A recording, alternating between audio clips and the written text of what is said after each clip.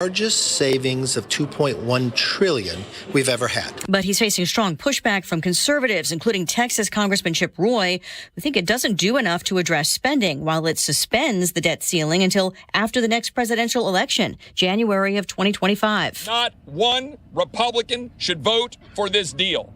It is a bad deal. It's not clear how many Democrats will support the plan either. House Democrats will make sure that the country does not default. House Minority Leader Hakeem Jeffries trying to address pushback from progressives. The Biden administration is backing the agreement to avoid a possible default. The plan's first test is in the House Rules Committee, which meets at this hour. Former First Lady Rosalynn Carter has dementia. A statement from the Carter Center confirming it, adding that she's happy, still living at home with former President Jimmy Carter. Mrs. Carter spent much of her public career advocating for those suffering from mental illnesses, as well as family and friends called upon to be their caregivers, founding an institute dedicated to that cause. Earlier this year, President Carter announced he was opting for at-home hospice care instead of treatment for ongoing medical conditions. Fox's Eben Brown. More people unaccounted for in the partial collapse of an apartment building Sunday in Iowa. Based on the consolidated information at this time, as the mayor said, we have 5 that are unaccounted for and 2 that we have a firm belief that are potentially still in that building. The Davenport Police Chief Jeff Bladell, as officials face protests over plans for a quick demolition. Fire officials warning the building remains unstable. America is listening to Fox News. 93 WIBC Mobile News. On the level, on the go. Trying to outrun the cops in a school bus. Mostly clear skies and 86 degrees in downtown Indianapolis. All clear with a radar low of 65 tonight. I'm Harrison Silcox. Here's what's trending at 3:02. A school bus that crashed in a field Tuesday morning was stolen from somewhere near Cincinnati, Ohio, says State Police Sergeant Stephen Wheelis. I believe the owners of that bus were able to track it via some GPS on the bus. They realized that it had already entered Indiana, and so that's how we got notified pretty quickly. He says they tried to stop the bus, but the driver didn't want to listen, which led to a chase that lasted nearly an hour and went through 2 Indiana counties. Wheeler says they've arrested the driver. No one was hurt, but lots of property was damaged. There were 2 shootings in Indianapolis this morning. And 2 men ended up in a hospital. I'm Sean Herrick. IMPD says the first one was around 1 o'clock when a man was found at a Speedway gas station with a gunshot wound north of I-70. The man told police he had been shot about a block away from there. The second one happened at a home not far from a park just after 4:30 when a man was shot in the leg. They're searching for suspects in both cases. Both men are expected to recover. John Herrick, 93 WIBC Mobile News. A New Albany cop is in the hospital after a shootout with a suspect Tuesday. That New Albany police officer is sustained non-life-threatening injuries, but he was shot. Possibly more than once. The suspect was also shot. They were expected to recover, says State Police Sergeant Kerry Holes. That suspect was involved in another shooting that was reported to police. No one else has reported any other injuries, according to State Police. They'll look into it, but the good news is nobody was hurt after a tire flew into the grandstand during the Indy 500. IndyCar will look at it, will determine what really happened. We haven't seen a wheel come off in a long time, but and we have high fences here, but we were very fortunate we didn't have a bad accident. IndyCar Series owner Roger Penske. IndyCar does say that the required wheel tether on Kirkwood's car did not fail. You're 1 minute away from traffic and weather. It's 3:04. Hey, Rob. Yes, Casey. I was wondering, would you be upset if you lost $111,000? That sounds like something that would be disappointing. Yeah, I think so. But get this, 96% of Americans do lose out on an average of $111,000 in Social Security income. And you know why? It's because they claim their benefits at the wrong time. Hey, it's Kendall and Casey. Learn how you could avoid this with a free Social Security analysis from Bill Demery, your retirement guy right here in Indy. If you have saved at least $200,000 and have not filed for Social Security, schedule your free analysis now by calling 317-932-9912. This analysis pinpoints exactly how you can get the most out of your benefits while considering the impact of your taxes, Medicare premiums, and other benefits. And you know what? It's free. Call 317-932-9912. That number, 317-932-9912. With traffic on the 5s at 3:05, here's Matt Bear. Southside already rocking today, Harrison. We have a crash northbound 65. At Thompson Road, it's going to be before I-465, and right now, 3 left lanes are blocked. Traffic is stopped past Southport Road.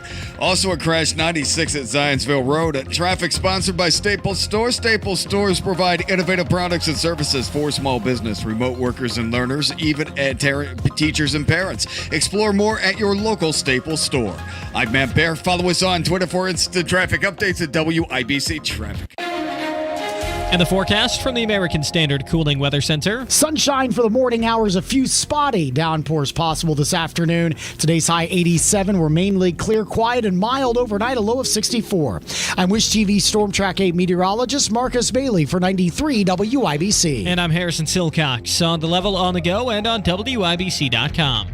Hammer and Nigel. Can you believe these characters are weirdos? So let's... You know, Hammer, I never really expected any game changers in this whole debt ceiling negotiation with Biden and the Democrats. I really didn't. We have a small margin in the House of the Republicans, a Democrat White House and Senate. And so I thought it was interesting when Biden quietly over the holiday weekend comes to a deal with House Speaker Kevin McCarthy where nobody's paying attention and previously said we weren't going to negotiate with Republicans at all. Oh, well, lo and behold, they started negotiating. I mean, I know time was becoming a factor here, but to put this out on Memorial Day weekend, you talk about a news dump right there. Nobody's going to pay attention to it until today, when a lot of people come back to work, they start listening to the radio more, watching a little bit more television, and this debt deal is going to face a pretty big test in the House committee because there's a lot of Republicans who are not on board with what McCarthy has put forward. Some are, though. Republican Stephanie Bice. She says the deal that Kevin McCarthy agreed to with the Democrats is a solid one. There are two choices. You either default and put us on a path to fiscal chaos, or you support spending cuts, significant ones. And for me, it was an easy choice. So that's Stephanie Bice. She's a Republican. She's down. She's good with this. There are others, however, who feel a little differently. Chip? CNN discussing the thoughts of Texas Republican Chip Roy. As we heard from Lauren, Congressman Chip Roy is a no thus far, and he tweeted that he knows of multiple Republicans who are also a no because, to use his terminology, this bill is a, quote, turd sandwich. That was real? I heard you say that in the hallway. We were talking about it. I thought that was just you incorporating your own words. No. No. Chip Roy. Can I hear that one more time, please, Allison? Yes, please. As we heard from Lauren, Congressman Chip Roy is a no thus far, and he tweeted that he knows of multiple Republicans who are also a no because, to use his terminology, this bill is a, quote, turd sandwich. I love a well-respected journalism background enriched CNN anchor has to say the words turd sandwich on the air. Oh, that's so funny. That's Roy blasting the deal, saying that, they violated a lot of the things that they said they wouldn't do. And McCarthy claiming that 95% of those in the conference were excited about this. Chip Roy says that's not the case at all. One of the things that Chip Roy wants, and I'm with him on this, is pre-COVID spending. Let's go back to pre-COVID levels of spending. That's what we asked for. We're not. This deal doesn't do that. Well, they pulled back on the COVID dollars that they were spent like by $10 billion, like from 80 to 70. And they're taking that money out of circulation. But I understand this is something different. What are you talking about? When you're hemorrhaging money, when you're in debt up to your eyeballs, you got to make some big kid decisions. And going back to pre-COVID spending should have been the one thing that was locked in and could not be replaced. And McCarthy took it off the table. And people like Chip Roy and some other Republicans, they're pretty ticked off about it. I want to be very clear. Not one Republican should vote for this deal. Yes. Not one. If you're out there watching this, every one of my colleagues, be very clear. Not one Republican should vote for this deal. It is a bad deal. But there will be Republicans that vote for it. Obviously, they're going to have some Democrat support as well. So it's probably going to go through. And I don't know, maybe it's one of these deals where nobody's happy. And we've always heard when nobody's happy, maybe it's the right thing to do. There's other sorts of ancillary things in here that the Democrats hate that they negotiated. That said they never negotiate on cuts for work requirements, right? Like I love the work requirements for able-bodied persons with no independence. Like it's common sense, right? So you get a tiny amount of what they wanted, like the work requirements for government safety net initiatives. If you're able-bodied and you don't have kids, you're a certain age, you got to work. No more sitting under your ass with government handouts. And that drives Biden supporters nuts, especially the progressives. Yeah, Democrats love free stuff. Yeah. They get promised free stuff all the time. Even when Biden knows it's not constitutional and he can't do it, he'll get up there and promise free stuff. I'm with you on that. There's a little thing here, too, like about this stuff with the energy, like it limits the time government can spend holding back permits for energy exploration. It's ridiculous. It's like 4 years. I'm a big energy guy. I'm a big proponent of energy exploration, energy independence. So it cuts the time from those permits from 4 to 2 years. And that's just kind of those are the tiny things we can expect with a Democrat and, a Senate Democrat majority. Just little tiny steps here and there.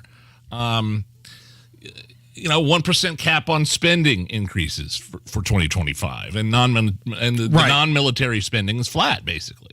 And all those things are fantastic. But for me, it has to go back to pre-COVID spending. You can't tell me that you're losing your ass and then say, but can we spend just a little bit more? No. Like, people can't run their households that way. Oh, no. You can't run a country that way. And here's a little golden rule that I have. If Joe Scarborough, if Morning Joe and Mitt Romney are glowing about something, I'm probably going to be on the other side. Let's look at Kevin McCarthy really quickly here. This is Kevin McCarthy, who many said for quite some time, for good reason, were concerned that he was going to go sideways on supporting freedom fighters in Ukraine.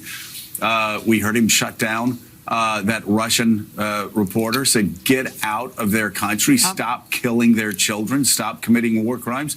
And here, the nation's economy was on the line. And, he behaved responsibly. Biden behaved responsibly. They were grown-ups. And so, again, sometimes grown-ups are actually in charge in Washington, D.C., and things get done. That makes everybody feel good, right? Morning Joe is on the side of that. I'll take back everything I just said. I hate this deal. It's awful. I'm really quite ambivalent about it. I mean, you're not going to. There's nothing game changing in here with the slim margin they have in the House, in Biden in the White House. I think Biden and Schumer are somewhat embarrassed that they had to negotiate. I mean, they quietly tiptoed out on a holiday weekend and announced, "Oh yeah, well, we've got a deal." And I like that is sort of a loss for the Democrats and Schumer and Biden. In other McCarthy news, today is the day that he expects the FBI, or at least he's wanting the FBI, to hand over the document that shows a little pay for play with Joe Biden. Yeah. Because if you remember, there was a whistleblower that came forward and said, there is a document that shows a little quid pro quo, pay for play, Biden, in essence, selling his power and his position to make financial gains on it. Whistleblower said it exists, so you had folks like Comer and the Freedom Caucus all get together and say, hey, this is worthy of an investigation. There's a subpoena that's out for this document, but the FBI, very quietly, has been giving Kevin McCarthy and the gang a middle finger right now. They have not turned over the document. So here's what Kevin McCarthy had to say about the FBI, Director Chris Wray, and the document that he wants by the end of the day. Comer subpoenaed the document that he's requested. We have jurisdiction over the FBI, which they seem to act like we do not. I personally called Director Wray and told him he needs to send that document. Today is the deadline. So let me not just tell you, let me tell Director Christopher Wray right here, right now. If he misses the deadline today, I am prepared to move contempt charges in Congress against him. Good. We have jurisdiction over this. He can send us that document. We have the right to look at that. Republicans and Democrats alike in that committee. And if he does not follow through with the law, we will move contempt charges against Christopher Wray and the FBI. You know what he said? So let me ask you this, Nigel. What do you think is more likely to happen? The FBI and Christopher Wray turn over that document to Kevin McCarthy and the gang today, or Ray Haroon wins another Indy 500? Which one do you think is going to happen first? McCarthy, first of all, they need to get rid of the FBI director immediately. Whoever gets in the White House, if it's a Republican, fire Chris Wray immediately. McCarthy doesn't sound like he's screwing around here. So, yeah, but just follow through on it. Don't just let it languish. Follow through on that promise of those contempt charges. Matt Bear, is today your birthday? It is. Yes, it is. Oh, happy birthday, Matt Bear. What's going on with the roads? Thank you, fellas. Looking at northbound 65 stop traffic right now from County Line Road up to Edgewood Avenue. That's because of a crash that has now cleared. All lanes are open, so the front of the line is starting to get out. Southbound 465 slow from 465 down to the crash site, but that's clearing out as well. Northbound 37 south side stop traffic from Epler to 465 work zone. Traffic sponsored by Speedway. Speedway is here for you. Hot coffee is fresh or it's free. Offer good through 12/31/23. Visit participating store where coffee was purchased for details. I'm Matt Bear. Follow us on Twitter for instant traffic updates at WIBC Traffic. Matt Bear, we've got a little something special here for you. It's a message from the President of the United States. Oh, well, look, my wife has a rule in her family. When somebody's birthday, sing happy birthday. You ready? Happy birthday to you. Happy birthday to you. Happy birthday, dear Valen. Happy birthday to you. Yeah! See, it's evergreen. You can put that anywhere. Right. You could be saying anybody's. Thank you, Mr. President. Thank you, Mr. President. Happy birthday, dear November. 86 at the American Standard Cooling Weather Center at 93 WIBC. It's the first day of the first grade, and she found a new best friend. It's a laid-back Sunday afternoon you wish would never end. The homemade taste of Bluebell and good friends gathered round. The good old days are being made right now. Your taste buds will be best buds with Dr. Pepper Float Ice Cream from Bluebell. The rich taste of creamy vanilla ice cream swirled together with the one-of-a-kind flavor of delicious Dr. Pepper. Treat yourself to a pint or half-gallon today. The good old days are being made right now. The good old days are being made right now. Look for Bluebell Ice Cream at Needler's Fresh Market and Walgreens. Hi, this is Denny Smith, and it's spring cleaning time in Indiana, and that means it's not so much about getting rid of clutter. We also have to deal with everything from allergens and irritants to dirt and grunge being tracked into the home. Right now at Zero Res, you get 3 rooms of carpet clean for $149 plus a free hallway. Zero Res is part of my defense team for my allergies and my floors. Zero Res does it with no soap, no residue, no harsh chemicals, using their patented ZR water. They really get the allergens and irritants, as well as the dirt and stains, out for a lasting spring clean. And the techs are the best in the industry, trained in extraction techniques that just work to get your things really, really clean. With Zero Res, things just stay cleaner longer with a softer and fluffier feeling that you'll absolutely notice. Now mention WIBC and get 3 rooms of carpet clean for $149, plus you get that free hallway too. Call 388-5141. Again, that's 388-5141. Or schedule your appointment online at ZeroResIndy.com.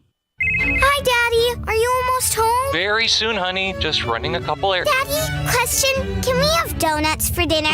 No. Put your mom on, please. It's Daddy. Don't worry. We're not having donuts for dinner. Oh, hey, just a heads up that Mr. Quick will be there in the morning to check the air conditioner. Perfect. That'll be all done before my family visits this weekend. At Mr. Quick, we know life doesn't slow down, so we've made it easy to schedule our $89 AC pit stop online. Call Mr. Quick for on time.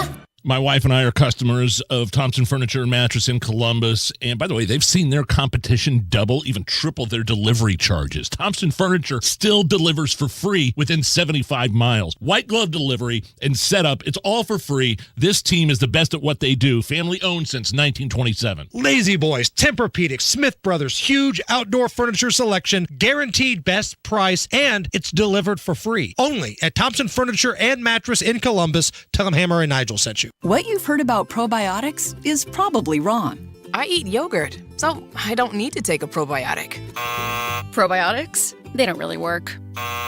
It's time to learn the truth about probiotics from Align, the probiotic brand recommended by gastroenterologists 2 times more than any other probiotic brand. Align has probiotics to naturally help relieve occasional bloating, gas, and abdominal discomfort. Try Align for a month and see how great a healthy gut can feel at AlignProbiotics.com. At Community Health Network MD Anderson Cancer Center, you'll talk to an expert within 48 hours after first contact. Your circle of support just got stronger. Learn more at ecommunity.com/cancer.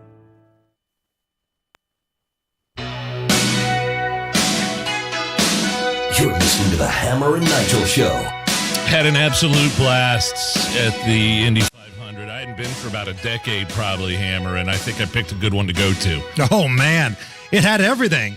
Like 100 laps of nonstop racing to start off with. Yeah. And then a crazy finish, 3 red flags, a duel to the checkers, and on top of that, man, just a beautiful day. I really loved the tributes to the fallen soldiers in those moments leading up to Jewel and the Star-Spangled Banner. I loved every minute. It was hard to watch. I mean, I stood there, I was getting choked up for like constantly for 10 minutes watching all the taps.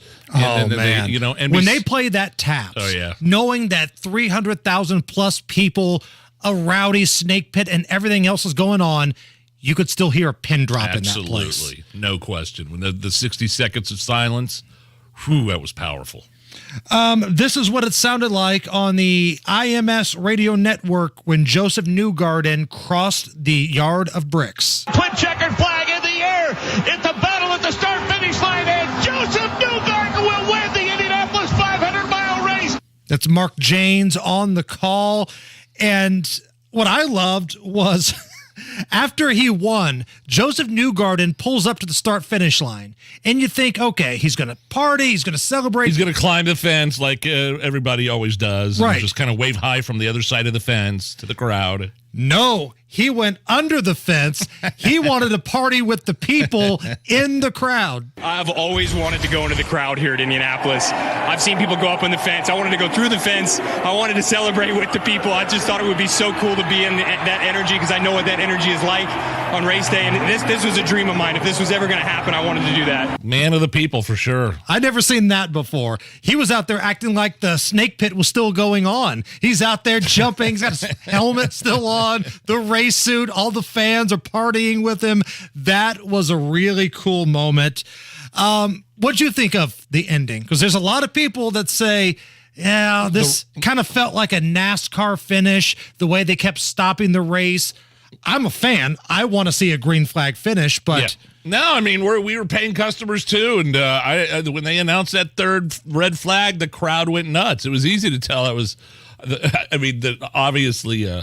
what's his face? Erickson didn't like it, as you heard over the scanner, right? Yeah, we were listening to the scanner, and Marcus Erickson had a few choice words that started with an F and ended with a K that weren't fire truck. No, I liked it. Yeah, about the decisions that were going on here. This is Erickson after the race. I just thought it was unfair and dangerous end to the race. I don't think it was enough laps to do what we did. I think we've never done a restart out of the pits, and we don't get the tires up to temperature. And I think we did everything right today. I'm very proud of the number 8 crew and everyone in Chip Ganassi Racing. I think I did everything right behind the wheel. I did an awesome last restart. I think I caught Joseph completely off guard and got the gap and kept the lead into turn 1, which no one else had done all day. but I just couldn't hold it on the back. I was flat, but I couldn't hold it. So I'm proud of us. Congratulations to Joseph. He did everything right as well. So he's a worthy champion. But I'm just very disappointed with the way that ended. I don't think that was fair. So Marcus Ericsson, for his second place finish at the Indianapolis 500, still won over $1 million. His team won over $1 million for second place. Joseph Newgarden, Team Penske, $3.66 million. The total purse of this year's race, $17,021,500. That's the largest payout for a winner, the largest purse in the history of the Indianapolis 500. Now, you mentioned Jules' national anthem earlier. Did you have any problem with it? No, man. Again, I was having trouble keeping the tears from welling up in my eyes during that rendition. I really couldn't understand why people had a problem with it at all. Maybe a little too long. I mean, we're going to bash, who was it, Aretha Franklin? Oh, my God. We're going to bash her for the length. Right. That Thanksgiving football game. Yeah, that's what it was. With the Lions. Yeah. Aretha Franklin pulled a full Bleeding Gums Murphy from The Simpsons. For those who know that reference, Bleeding Gums Murphy had like a 20-minute national anthem. Aretha's was pretty long, and Jules was long. I didn't think it was bad. No. I didn't love it. It was Jewel singing the national anthem. That's what Jewel sounds like when she sings. So we're going to play you a little bit of this. Now, we're not going to play the whole thing because this is only a show that goes until 7 o'clock tonight. Nige, you cut this off when you want. Here's a little bit of Jewel. Oh, say, can you see by the dawn's early light? Beautiful. I mean, I think one of the reasons that people are upset is like the tone, like she didn't follow the tone of the Star Spangled Banner. Does that make sense? Like the musical turned it into notes? A folk song. Yes. So maybe that's part of the issue, but I just thought it was a great rendition, and you could cut it off. Now, where I really loved was back home again in Indiana. That was before the start of the race, and that second surprise flyover, because I didn't get to see the first flyover because we were sitting in those penthouse paddocks there underneath the awning, the roof.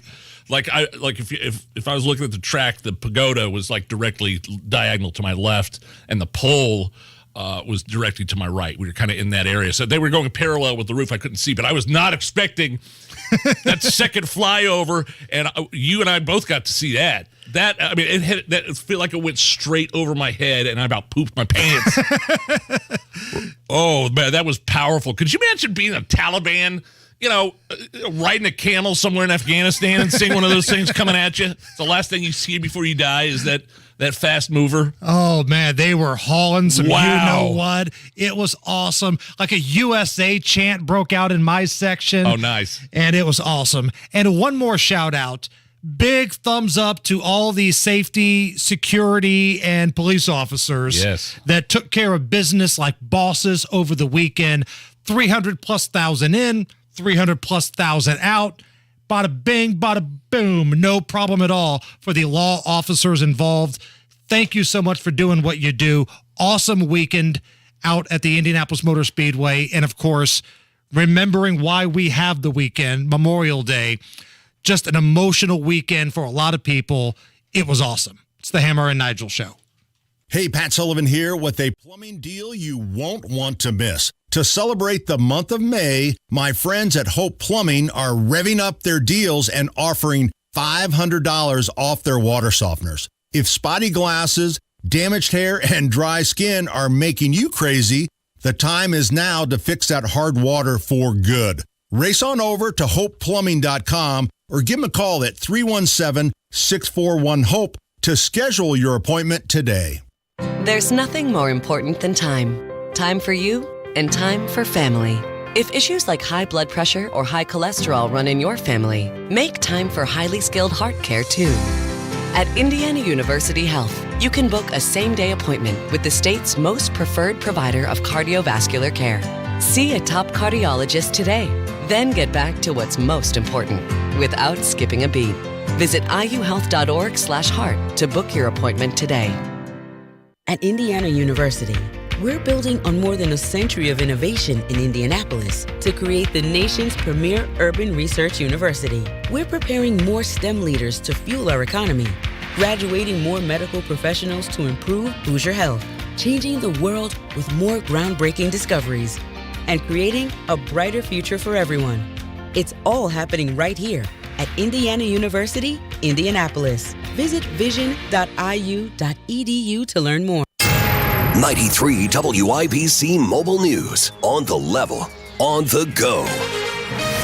They followed him through 2 counties. Temps to the mid-80s with some clouds over Monument Circle. There's nothing on your radar. Tonight's low drops to 65. I'm Harrison Silcox. Here's what's trending at 3:30. A school bus was stolen by a man in Ohio this morning who drove it into Indiana. What I understand, the actual legitimate driver of the bus had stopped and was outside of the vehicle and actually saw the individual steal the bus. State Police Sergeant Stephen Wheelis says the bus was tracked with GPS and police tried pulling it over, but the driver wouldn't cooperate. Cops tailed him for nearly an hour through Shelby and Decatur counties until the bus crashed into a field. Wheelis says nobody was hurt. The driver was arrested. A police shooting in New Albany today. State police say they were after an armed and dangerous 25-year-old who started shooting at officers just north of the state's border. A New Albany police officer was shot, so was the suspect. Both are expected to be okay, with the man now in custody. President Joe Biden and House Speaker Kevin McCarthy have reached a deal to raise the debt limit, but it still needs to go through Congress before the U.S. defaults on its debt in early June. Right now, we're spending $1.29 for every dollar we're bringing in, and no family in America could withstand that level of spending, and neither can the American government. Indiana Congresswoman Erin Houchin on Fox News maintaining that Republicans need to hold firm on those spending cuts they've been demanding. The U.S. is working to approve Sweden's bid to join NATO. Sweden, again and again, has proven its commitment to NATO, to its values, to its mission, to its members. Secretary of State Antony Blinken says he believes that could happen in the next few weeks ahead of a NATO summit in Lithuania in July. You may have seen the Rogue tire that's found its way into a grandstand during the Indy 500 Sunday. Kurt Darling reports IndyCar still trying to figure out how it broke free. IndyCar is still trying to answer that question themselves. The tire came off of Kyle Kirkwood's car in a crash with Felix Rosenqvist in the closing laps. The tire shot up into the air over the 45-foot-tall catch fence and into the parking lot behind Turn 2 where it landed on a car.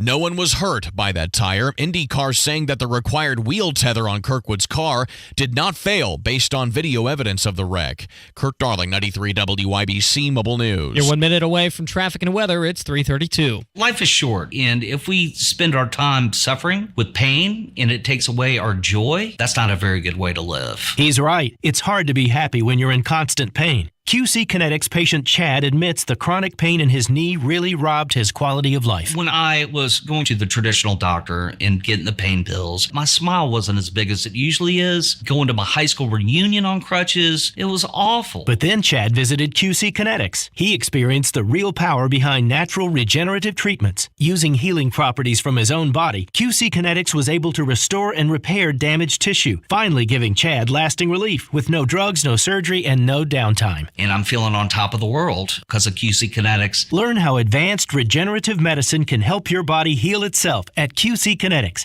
Call now for your free consultation. Call QC Kinetics, 317-559-PAIN. That's 317-559-PAIN. 317-559-PAIN.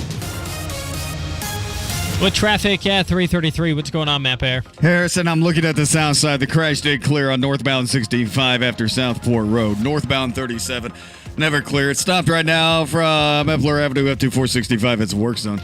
Eastbound 465, stop and go right now northeast on Keystone to the river. And northbound 465 on the northwest side, stop and go traffic. 86th Street up to 865. Traffic sponsored by Drexel Interiors. Go where the pros go. Drexel Interiors for Timberlake Kitchen and Bath Cabinets. Visit Drexel Design Centers at 146th Street and River Road or on North Shadeland online at drexelin.com. I'm Matt Bear. Follow us on Twitter for instant traffic updates at WIBC Traffic. And the forecast from the American Standard Cooling Weather Center. For tonight, mostly clear. Our low temperature back to 64 degrees. Tomorrow, a sunny start to the day. A few pop-up storms in the afternoon. High temperature of 89 degrees. I'm Wish TV Storm Track 8 meteorologist Ryan Morse for 93 WIBC. And I'm Harrison Silcox.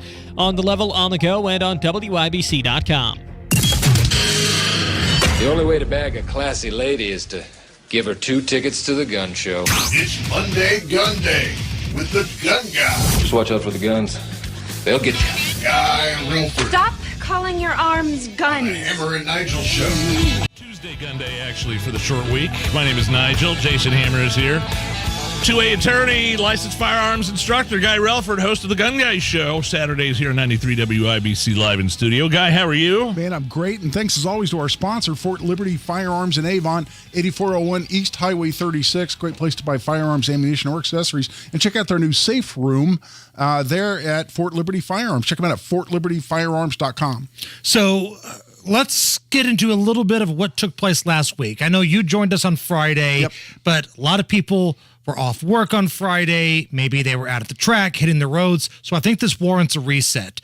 Joe Hogsett eats his Wheaties, wakes up in the morning, feels pretty confident about himself, goes out there, and he goes on this rant about what he wants to do with guns in the city of Indianapolis. Raising the minimum age to purchase a firearm from 18 to 21. A complete ban on the sale of military-style guns, such as the AR-15 used in our most recent attack on IMPD officers. This package will end permitless carry policies opposed by law enforcement, as well as the concealed carry of handguns anywhere in Marion County. So those were the bullet points of his big thumping my chest speech. What did you take away from that? Well, absolutely everything he's talking about is, one, illegal under Indiana's Firearm Preemptions Act that simply says that local governments may not regulate firearms, including the possession, carrying, purchase, otherwise, the regulation of firearms. So local governments like the city of Indianapolis cannot regulate firearms. There are certain limited exceptions. None of those apply here. So what he's doing flies right in the face of Indiana state law. Secondly, when he starts talking about banning whole classes of firearms, banning the concealed carry of handguns in Marion County, the Supreme Court just late last year in New York State Rifle and Pistol Association versus Bruin came out and said that New York's prohibition of concealed carry in New York is unconstitutional under the Second Amendment. So our mayor right here in Marion County, with a legal background, who was a former U.S. attorney, apparently doesn't know that what he's proposing is not only illegal, but unconstitutional all at the same time. It's mind-boggling to me. It doesn't matter because it's great sound bites for his Democrat it's pandering. It's an election year, and he's pandering to his base. Now, part of that speech, he very softly mentions that's if the state laws in Indiana can be overturned. I'm assuming that if he thinks a Democrat wins the governor's seat, that person's going to snap their fingers, and all of a sudden, you got to be 21 to buy this gun's going away, constitutional carry's going away. I don't think it works that way, though. No, it doesn't work that way. And keep in mind, the Preemption Act is a very important act. It's been around since 2011, authored by Senator Jim Toms down by Poseyville. And it's a very important law. And what it says is that we have enough laws that regulate firearms at the state and federal level. And we don't need every county and city and town and airport authority and housing authority and every other little unit of government at the local level regulating firearms. So they simply cannot. And it says you can't. And if you do, it's illegal, it's void, it's unenforceable, and just for passing it, you can be sued, and anyone who sues you can recover 4 times attorney's fees against you. That is 3 times attorney's fees as liquidated damages and attorney's fees. So you go litigate that. He says if it's overturned, that is the preemption law, in the legislature or in the courts, the only way it's overturned in the courts is if we go litigate it. So guess what? We're going to go litigate that. I'll be the guy who litigates. I'll guarantee you I'll file the lawsuit the same day. and then the Marion County taxpayers on the hook for however so we'll go litigate that for 2, 3, 4 years. By the time we get to the Indiana Court of Appeals, Indiana Supreme Court, you guys, I don't know, you estimate what that legal bill is, and then multiply it times 4. And that's what the taxpayers of Marion County would be on the hook for. But even say, he says, well, if it's overturned in the legislature or in the courts, is there any appetite whatsoever in the Republican supermajority in both the House and the Senate, the Indiana General Assembly, to repeal the Indiana Firearm Preemption Act? Absolutely not. It's a good law. It saves us from this patchwork of inconsistent laws from county to county, city to city, town to town. It's a good law. We're lucky we have it, and there's no movement whatsoever in the legislature to repeal it. One of the things in Boss Hogsett's speech was he mentioned that a lot of the law enforcement officers did not want constitutional carry to pass. Here's a little bit from IMPD Chief Randall Taylor. None of us were really for going away from the permits to carry weapons. I still think that was a mistake. I'm hoping that could be reversed, but I think we have an option here, an opportunity here really to sit down and look at this. When you hear that guy, what do you think? Well, let's look at what the movement is. 26 states have now passed constitutional carry. Yeah, we're not trailblazers. No, we were the 24th. So 2 more have passed it after us. Get this, of all the states, including all 26, have a single one gone back and repealed it after they've passed it? Not a single one. Because in every single one, the experience is it doesn't increase any danger to the public. In fact, it allows us to defend ourselves in public. If you're a law-abiding citizen, it doesn't increase danger to police officers. The experience across the board is positive. What it does is it recognizes what the constitutions of the United States and here in Indiana, what our own Indiana Constitution, Article 1, Section 32 says, is that people simply have the right to bear arms. So I don't have to go beg Chief Taylor's permission or Mayor Hogsett's permission or the state police's permission to please allow me to exercise a constitutional freedom that I already have.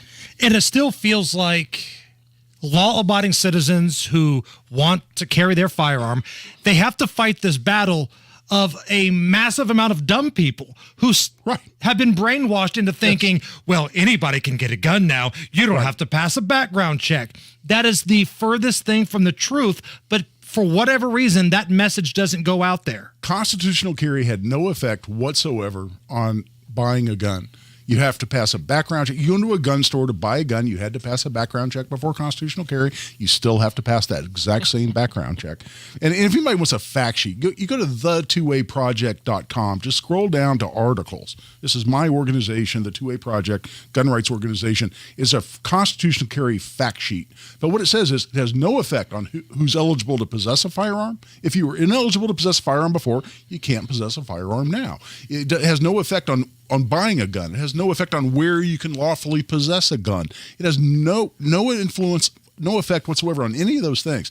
But we still have people like Chief Taylor and Mayor Hogsett out there completely mischaracterizing what the law does. And the media carries their water. Oh, absolutely. Right? It takes literally just a couple of seconds to look up and see, oh, you still have to pass a background check. The only thing you don't have is a piece of paper that says you have done that. That's the only thing basically missing here. Well, exactly. And let's review exactly what Mayor Hogsett is proposing. He's saying we're going to do away with the concealed carry of handguns in Marion County. Okay.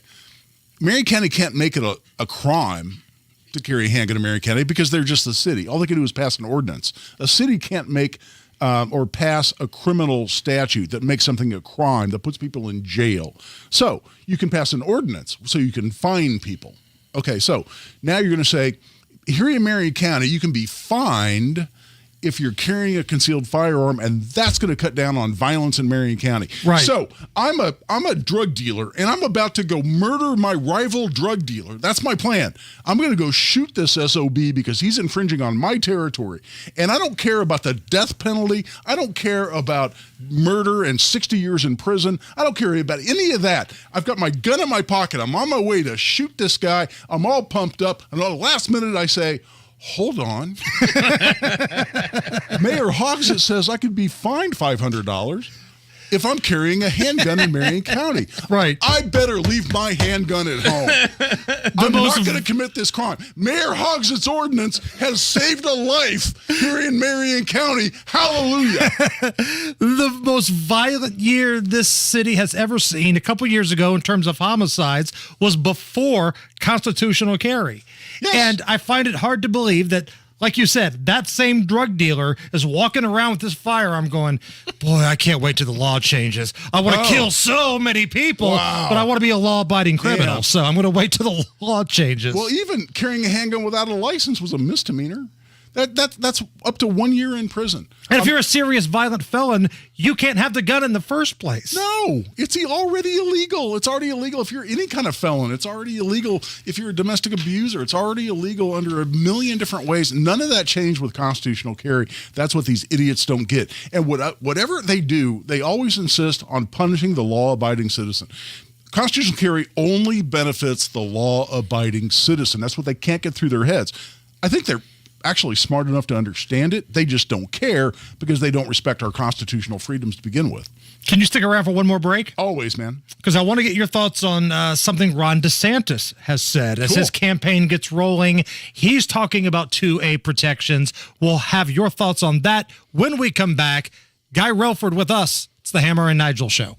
Hey, Rob. Yes, Casey. I was wondering, would you be upset if you lost $111,000? That sounds like something that would be disappointing. Yeah, I think so. But get this, 96% of Americans do lose out on an average of $111,000 in Social Security income. And you know why? It's because they claim their benefits at the wrong time. Hey, it's Kendall and Casey. Learn how you could avoid this with a free Social Security analysis from Bill Demery, your retirement guy right here in Indy. If you have saved at least $200,000 and have not filed for Social Security, schedule your free analysis now by calling 317-932-9912. This analysis pinpoints exactly how you can get the most out of your benefits while considering the impact of your taxes, Medicare premiums, and other benefits. And you know what?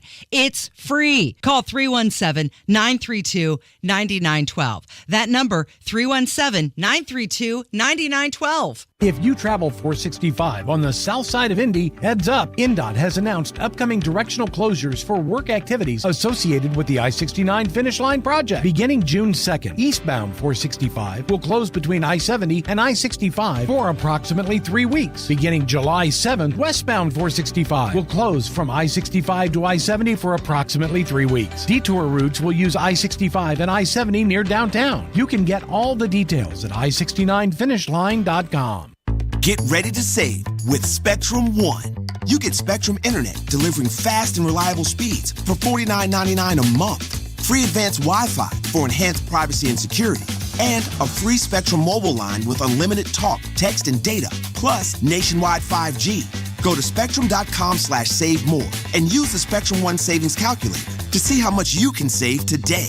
Offer subject to change. Valid for qualified residential customers only. Service not available in all areas. Restrictions apply.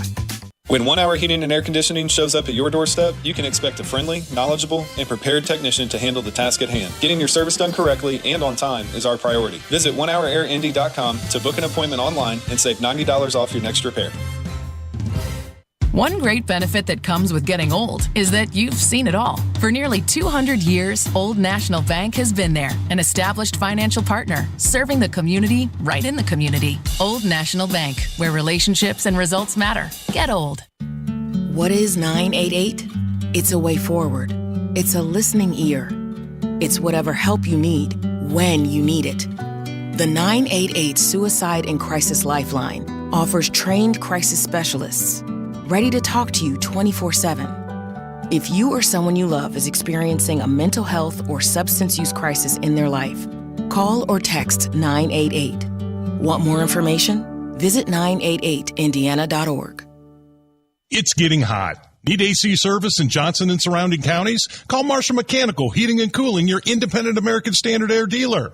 Call themarshallnow.com. Go where the pros go. Drexel Interiors for Timberlake Kitchen and Bath Cabinets. Visit Drexel's new design center on 146th Street at River Road or on North Shadeland. DrexelIN.com. There's a lot of sexy content on the internet. And there's WIBC, full of faces meant for radio. Hammer and Nigel, Kendall and Casey. Okay, Casey could be on TV. Now streaming every day on YouTube. Go to youtube.com/WIBC. Matt Bayer's got to look at the roads. All right, Hammer, south side, northbound 37 stops at Epler. It's a work zone. Eastbound 465, stop and go Man Road over to the White River. Inbound 65, stop and go traffic 21st to Meridian Patent. Inbound 69, heavy traffic 96th Street down to 82nd. Traffic sponsored by Drexel Interiors. Get where the pros go. Drexel Interiors for Timberlake Kitchen and Bath Cabinets. Visit Drexel's Design Centers at 146th Street and River Road or on North Shadeland, online at drexelin.com. I'm Matt Bear. Follow us on Twitter for instant traffic updates at WIBC Traffic. 86 at the American Standard Cooling Weather Center here at 93 WIBC. It's the Hammer and Nigel show. Big Nige is here. Hello. I'm Jason Hammer.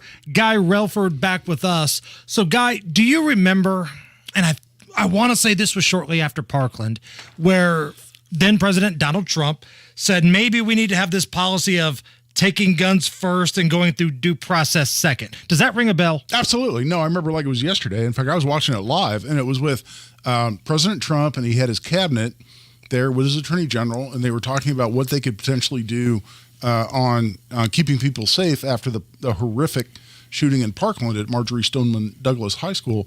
And somebody mentioned red flag laws. And he goes, yes, I like red flag laws. We need to go out there and we need to find dangerous people and take guns away. And a member of his cabinet piped up and said, well, with appropriate due process.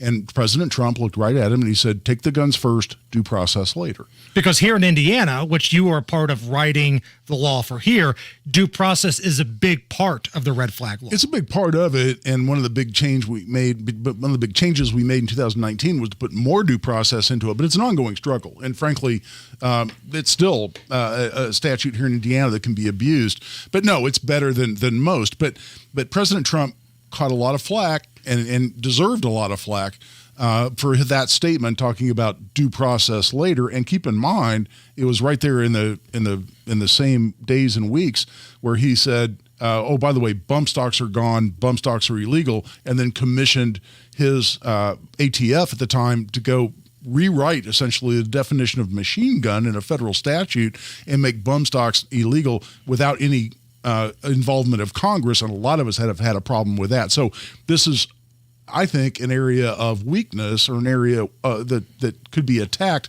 on President Trump's record on 2A. Well, Ron DeSantis, now running for the presidency and probably the biggest rival to Donald Trump right now, sure. He came out with his thoughts on how he would handle two-way situations as the president. That's unconstitutional. And it violates the Second Amendment, but I think even more important, it violates the Fifth Amendment because they can't take anything from you without due process. It's not just firearms. And so the idea that you're seizing people's property and then promising some due process later, that is wrong. And that's not something that I would support. So Donald Trump, who's spoken at NRA conventions, sure. And I was there. I was in the it's front not like row. he's anti-gun. He's very pro 2A. But as you said, there are some weak moments. Ron DeSantis comes out and says, yeah, what he wanted to do would never happen. Well, Tony Katz has a habit of saying, watch what Donald Trump does, not what he says. And look, I enthusiastically voted for him twice. If he's the nominee, I'll enthusiastically vote for him again. Having said that, he's got a spotty record on 2A. He said some things opposing so-called assault weapons, before his 2016 election. He did what he did on bump stocks and said what he said about due process. And I think Ron DeSantis, being a very, very smart guy, sees this as an area where he can separate himself from Donald Trump. And it's legit. And I'm telling you, as a 2A guy and a guy who tracks this very, very closely, it's an area of weakness for President Trump when he goes up in a primary against Ron DeSantis. Got a couple of minutes left here. You sent me a link today about all these leftist, super progressive politicians that talk about how guns are the leading cause of death in children. But just because there's an article about that doesn't necessarily mean that it's true. Well, yeah, President Biden has said it multiple times in the last few weeks or otherwise. The Vice President Harris has said it what they say is guns are the leading cause of death among children. And so that's why we need to do something about this. Right. What they leave off when you actually get into the statistics, and there's a great study done, a series of studies done by Dr. John Lott from the Crime Prevention Research Center. And I'm a big fan of his. I've had him on my show multiple times, but he's a statistician. He gets into this stuff. And he's gotten into it and he said, hey, hold on. It's important because what they need to say is among children and adolescents. Because what makes that a true statement, what you put in adolescence, is people 19 and 20 push that over the top, because vehicular accidents for actual children are by far the leading cause of deaths. It's only when you include 18 and 19-year-olds for children and adolescents does that suddenly make it true that, gang members at 18, 19 years old or so killing each other bump those numbers way up. And so I just throw that out there. It doesn't mean that, kids accidentally shooting themselves or shooting each other, and that's not something we should focus on, and gun safety needs to be a priority for everybody. Gun violence, quote unquote, as long as any form of violence, it needs to be a focus. I get that. But when you hear someone throw that out there, just know there's a big element of BS into it. Yeah, they're spinning it. I mean, they're cherry-picking those numbers. Because it includes 18 and 19-year-old gang members shooting each other in Chicago and San Francisco and L.A. and Miami and other places. And I don't think any of us look at that and go, oh, no, the children. Right. If anybody wants to continue this conversation, how can they find you? Man, I'm trying to build my following on Twitter. So at Guy Relford on Twitter, go on there, give me a follow, and I'd appreciate it. Did you have a good weekend, man? Oh, man, I loved this weekend. It was chill for me. I've had a lot wilder race weekends, believe me, but I just spent a lot of time on the deck. I smoked a lot of cigars. I hung out with my wife and my family. I grilled burgers and chicken on race day. Listen to WIBC. I've never been prouder to work for this radio station than during the race. Well, of course, other than when I'm on Hammer and Nigel. Of course, yeah. Right. Man, who's pandering now? Yeah. Guy Hogshead over here. But during the race, man, this station knocks it out of the park. I'm so proud of those guys. Guy, you're the best. Thank you. Thanks, man. It's the Hammer and Nigel Show. Hey, it's Big Joe for your trusted local independent American Standard Heating and Air Conditioning dealer, Reinhardt Heating and Cooling. Kevin Reinhardt says this family-owned business has a lot of pride in their work. Danny started the business back in 1986 here in Danville, and we take a lot of pride in the town of Danville with a lot of repeat customers, people that I've known basically all my life. And it's just nice to continue to do the service that they trust for over 30 years. You can trust Reinhardt Heating and Cooling, 317-745-4526. Reinhardt is your trusted local independent American Standard dealer.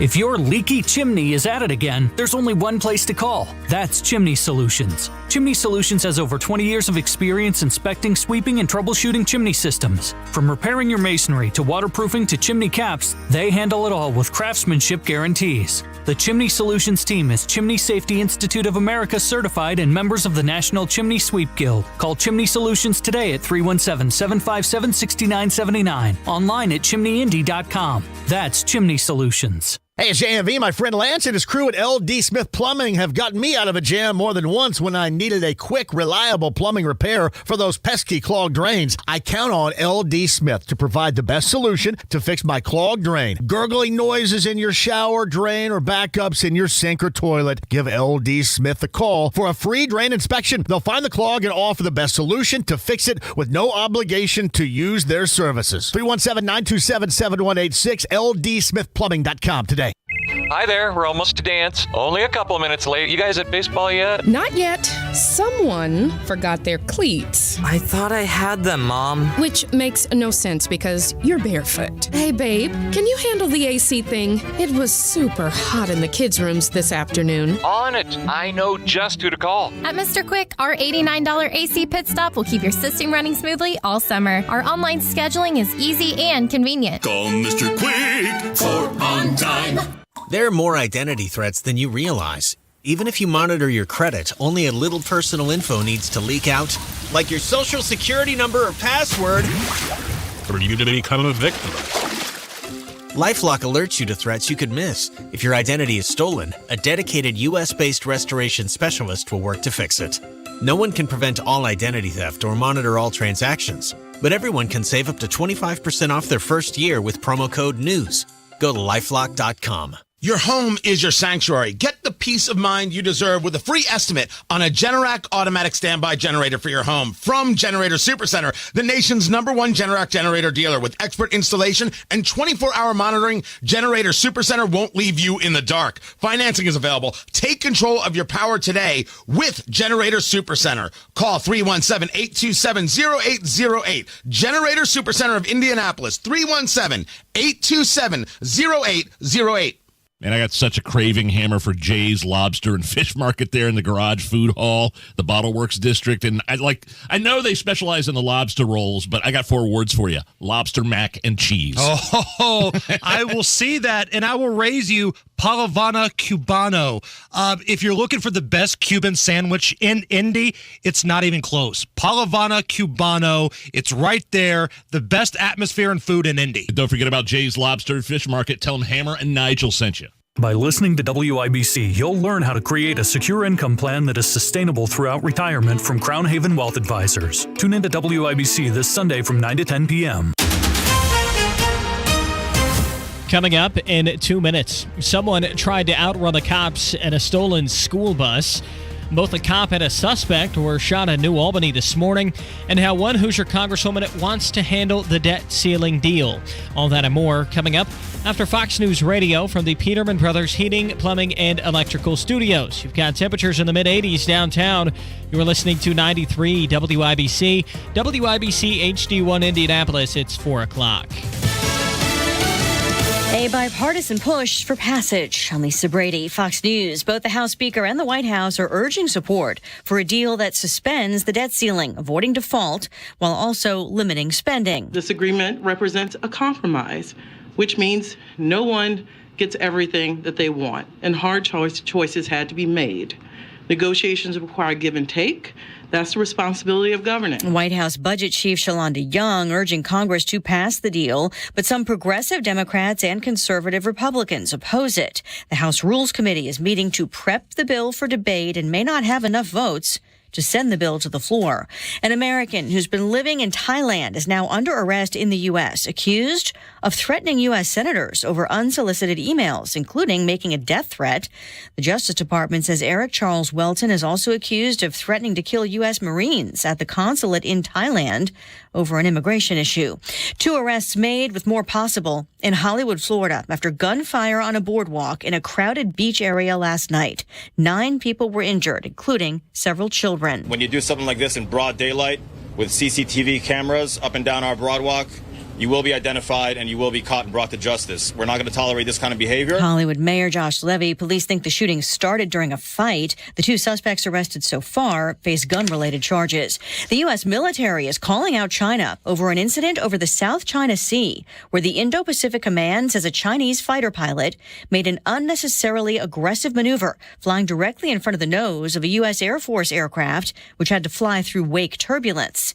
The U.S. says the American aircraft was conducting safe and routine operations in accordance with international law. A mixed day on Wall Street. The Dow down 50 points at the bell, the S&P and the NASDAQ higher. America is listening to Fox News. 93 WIBC Mobile News. On the level, on the go. Not a great getaway car. Cloudy with temperatures in the mid-80s downtown. There's nothing on your radar, but chances for a bit of rain after 7 this evening. Your low falls to about 65. I'm Harrison Silcox. Here's what's trending at 4:02. A bus was stolen Tuesday morning in Ohio, and police say the driver ended up in Indiana. John Hayrick reports. He caused a chase that went through Shelby and Decatur counties, police say. And after he got out of Ohio, the chase lasted nearly an hour in Indiana. Police got out the stop sticks. State Police Sergeant Stephen Wheelis says once he saw those, he tried to get creative. That's when he took evasive maneuvers and started entering fields to avoid the police officers that were trying to get him to stop. He eventually did crash into a field south of Shelbyville. No kids were on board the bus and no one was injured, but Wheelis says there was quite a bit of property damage. John Herrick, 93 WIBC Mobile News. A New Albany police officer was shot Tuesday morning while chasing down a suspect accused in another shooting. Indiana State Police say that suspect was also shot by the officer. The suspect was able to flee from that scene a short distance and was hiding out near another residence in that same vicinity. But they were eventually caught, says Sergeant Kerry Holes. Both the officer and suspect are expected to recover. There were 2 shootings in Indianapolis this morning. 2 men wound up at the hospital. IMPD says the first one was around 1 a.m. when a man was found shot at a Speedway gas station with a gunshot wound north of I-70. That man told police he'd been shot about a block away. The second one happened at a home not far from a park just after 4:30. That man was shot in the leg. Both men expected to recover. Police still looking for the suspects.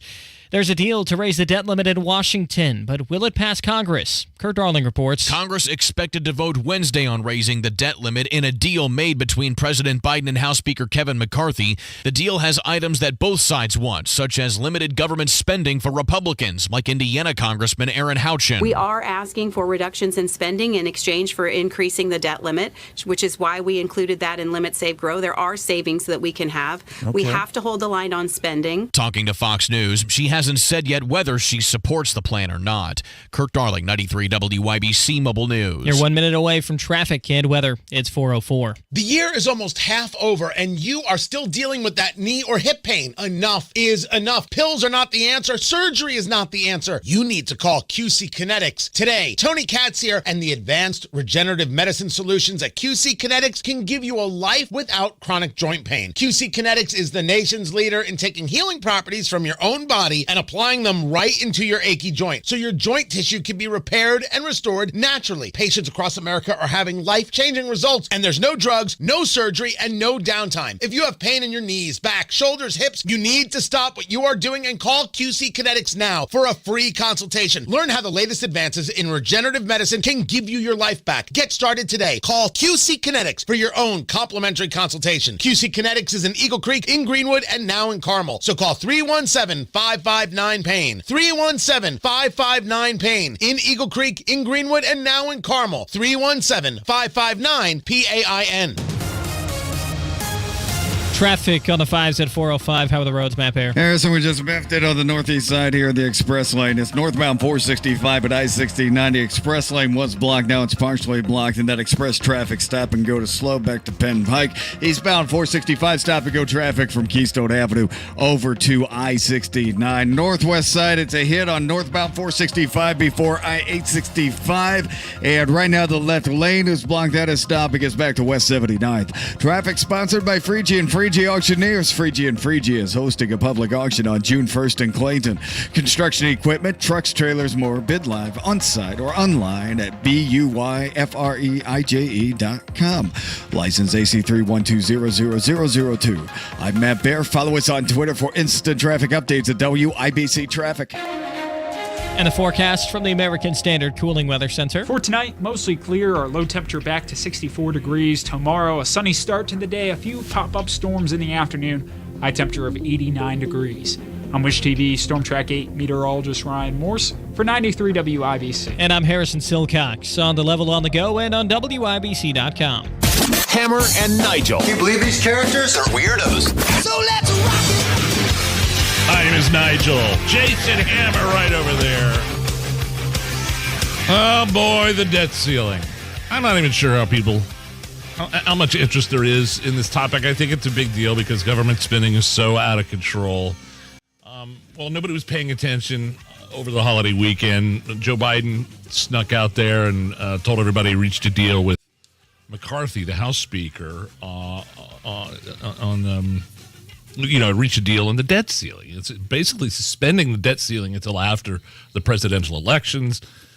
McCarthy bragging that, we've got a tiny amount of what they wanted, like work requirements for government safety net programs. If you're able-bodied, you don't have kids, you got to work.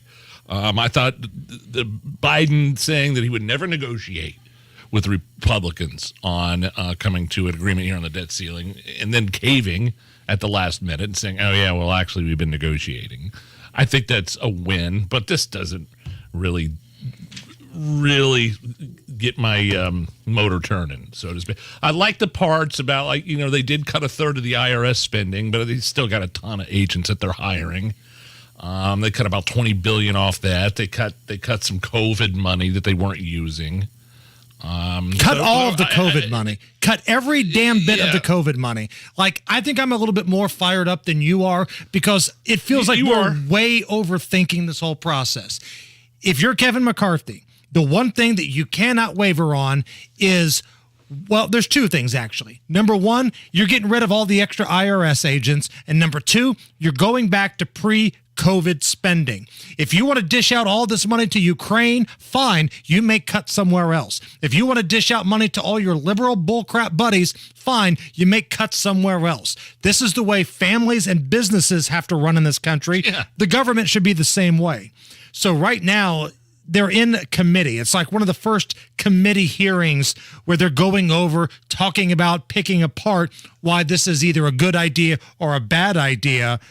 And Chip Roy, he's a flamethrower. He's a Republican from Texas. He's a House member. He's not happy with this deal at all.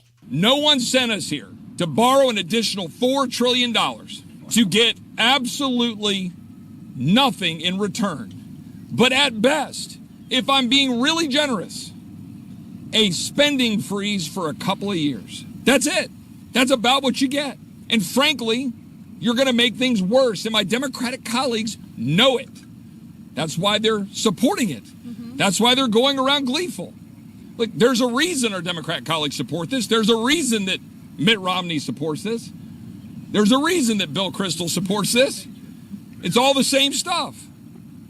There's a reason that our conservative allies are opposing it roundly. The Club for Growth, scoring against it. The Heritage Foundation, scoring against it. Freedom Works, scoring against it. Ron DeSantis, publicly opposed. President Trump said he thought we should default rather than pursue this kind of lunacy. At the end of the day, the only person that would default in this town is Joe Biden, unless Republicans default on the American dream by voting for this bad bill. And it feels like McCarthy let the Democrats off the hook. They still get to continue some spending. No, you cut spending. This whole deal was designed to reel in the ridiculousness of what's been going on over the last number of years. And I'm not going to sit here and tell you that Donald Trump didn't have a hand in it, because he did too. But if the whole point of this exercise is to come up with a deal, get rid of a lot of extra fat, so to speak, it fails every single test on that. And by the way, you heard Mitt Romney taking some shrapnel there from Chip Roy.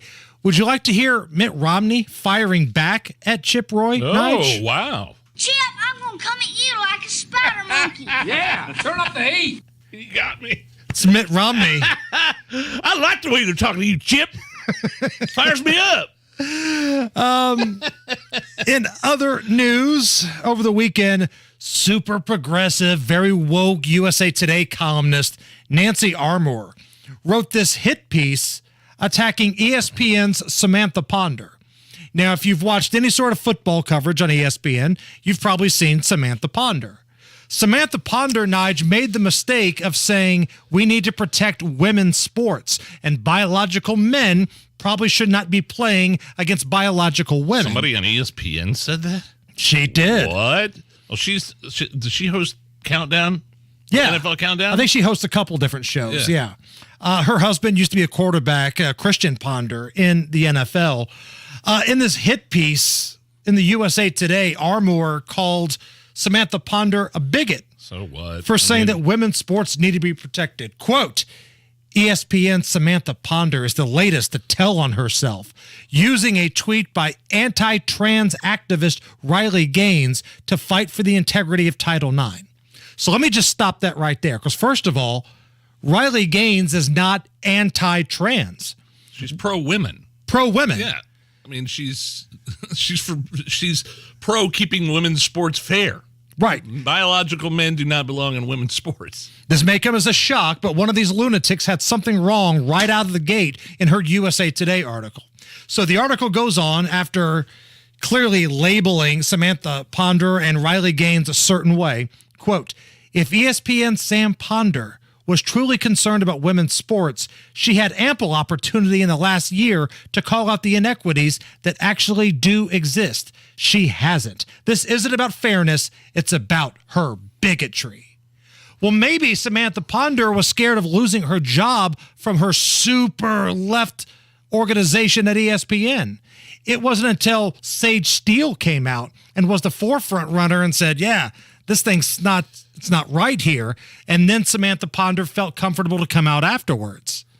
You know, this happened again in California, where there was track and field high school competition, and a trans athlete finished second, pushed that fourth place finisher out of competition for the state finals.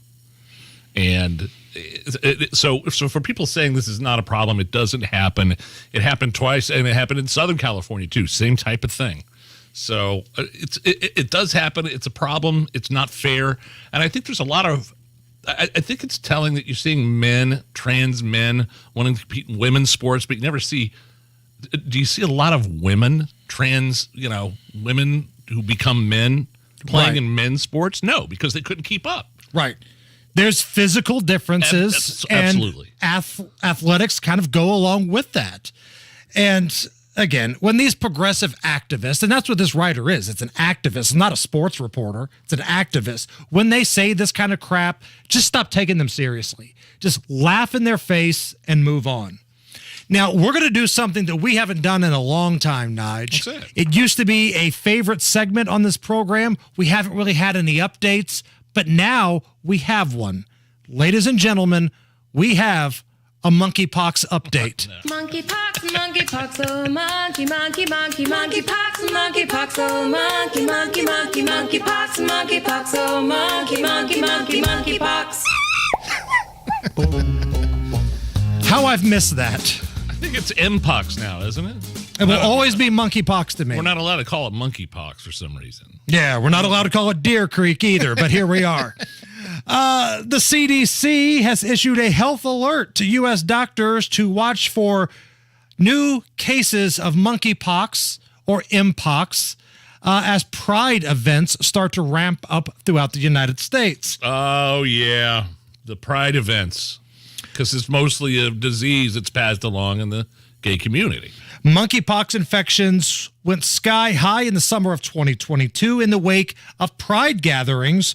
More than 30,000 U.S. cases were reported last year. Most of them spread during sexual contact between gay and bisexual men. Approximately 40 people died. So the CDC says, hey, Pride Month's about to start. Unless you want the monkeypox to come back, maybe you guys be a little careful, take care of things, wrap certain parts up, and we won't be in this situation again. God, have you seen what happens when you get monkeypox? Oh, it's like the sores on your hands and mouth and stuff. It's not a pretty viral infection at all. No, not at all. And certainly not something you would want. Let's just put that out there.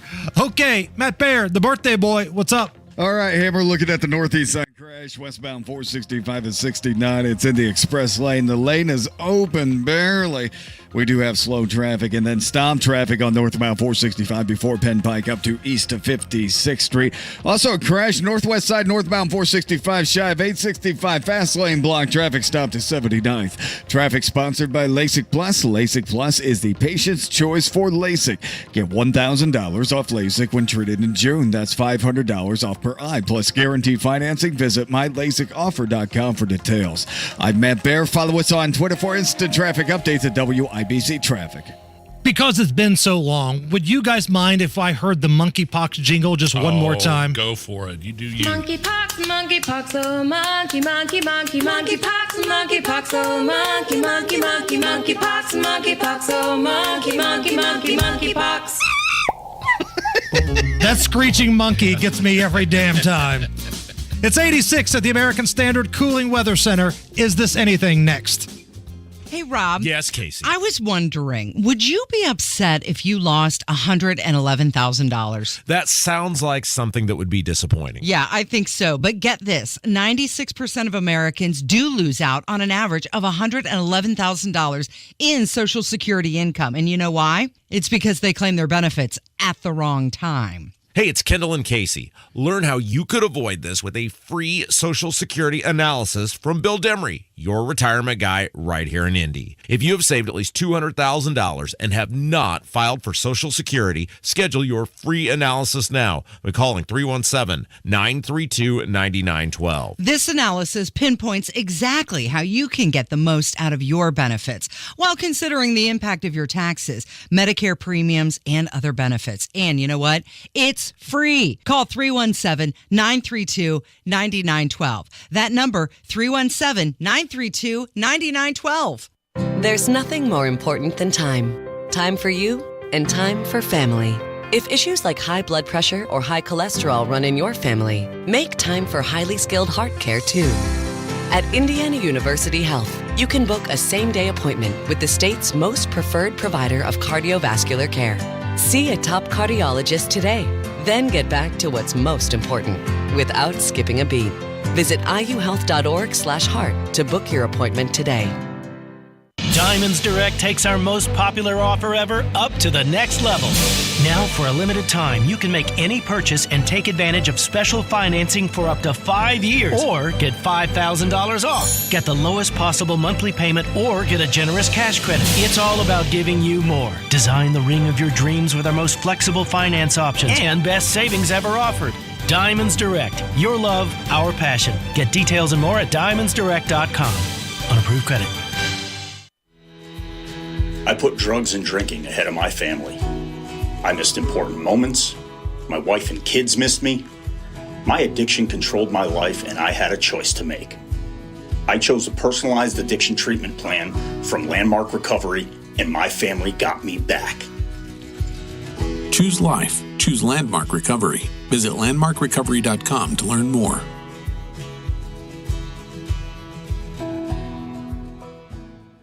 One great benefit that comes with getting old is that you've seen it all. For nearly 200 years, Old National Bank has been there, an established financial partner, serving the community right in the community. Old National Bank, where relationships and results matter. Get old. Hammer and Nigel here, inviting you to join us as we kick off the weekend every Friday around 5:45 with Beer Sample Friday, brought to you by our friends at Thompson Furniture and Mattress in Columbus. Hammer and Nigel presents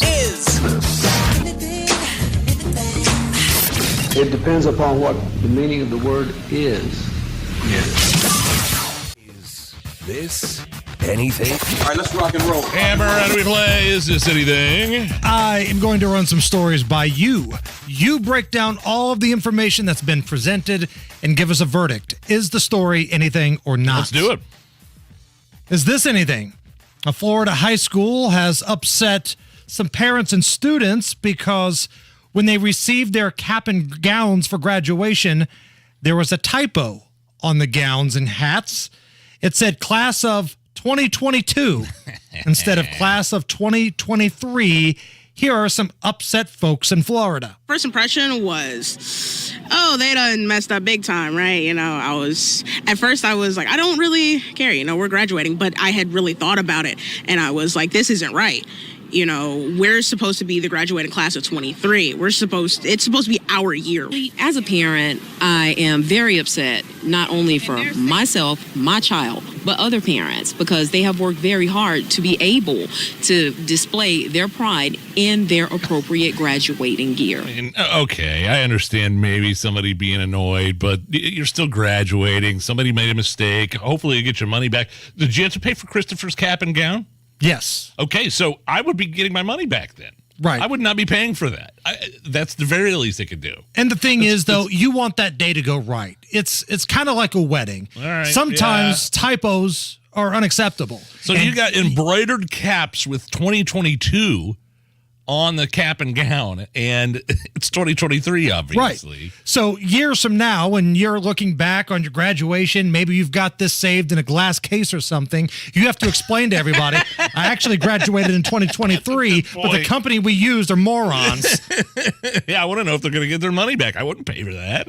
They probably already did. Yeah, and by the time you realize that it's a mistake, there's not enough time to get a new batch in. No.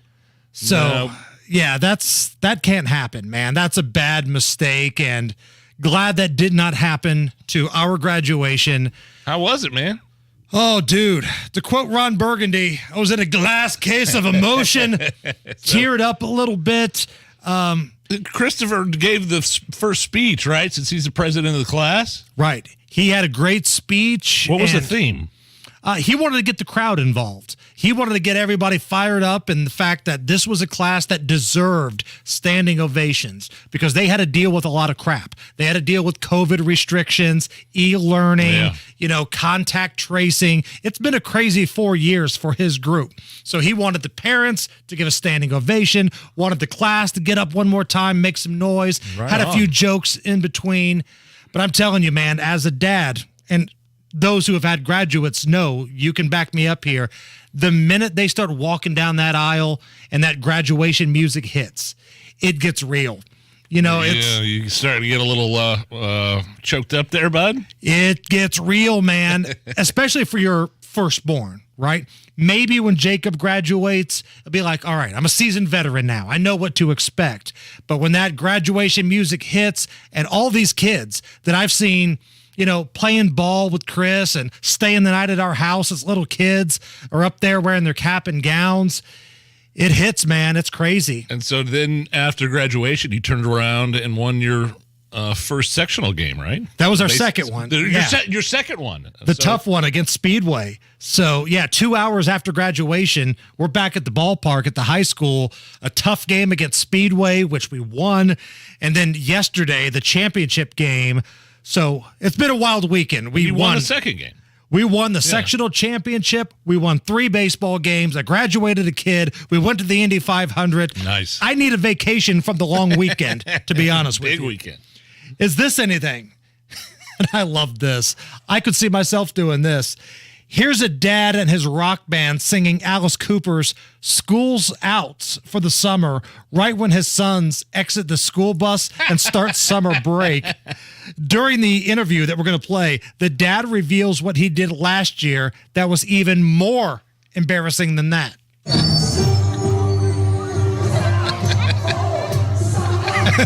Kids getting off the bus. That's hilarious.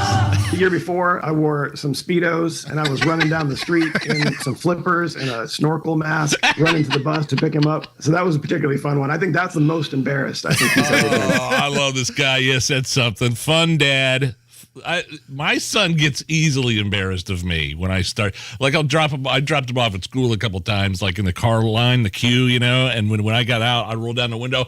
Love you, son. Have a great day. And I honked the horn a little bit, and he whipped around and just looked at me and squinted. And then I got yelled at by him when I got home later that night. He goes, "Don't ever honk the horn at my school again. And when you drop me off, it's embarrassing."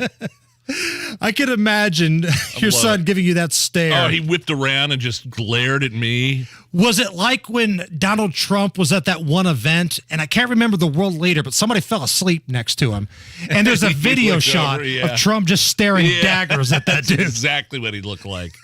It's funny.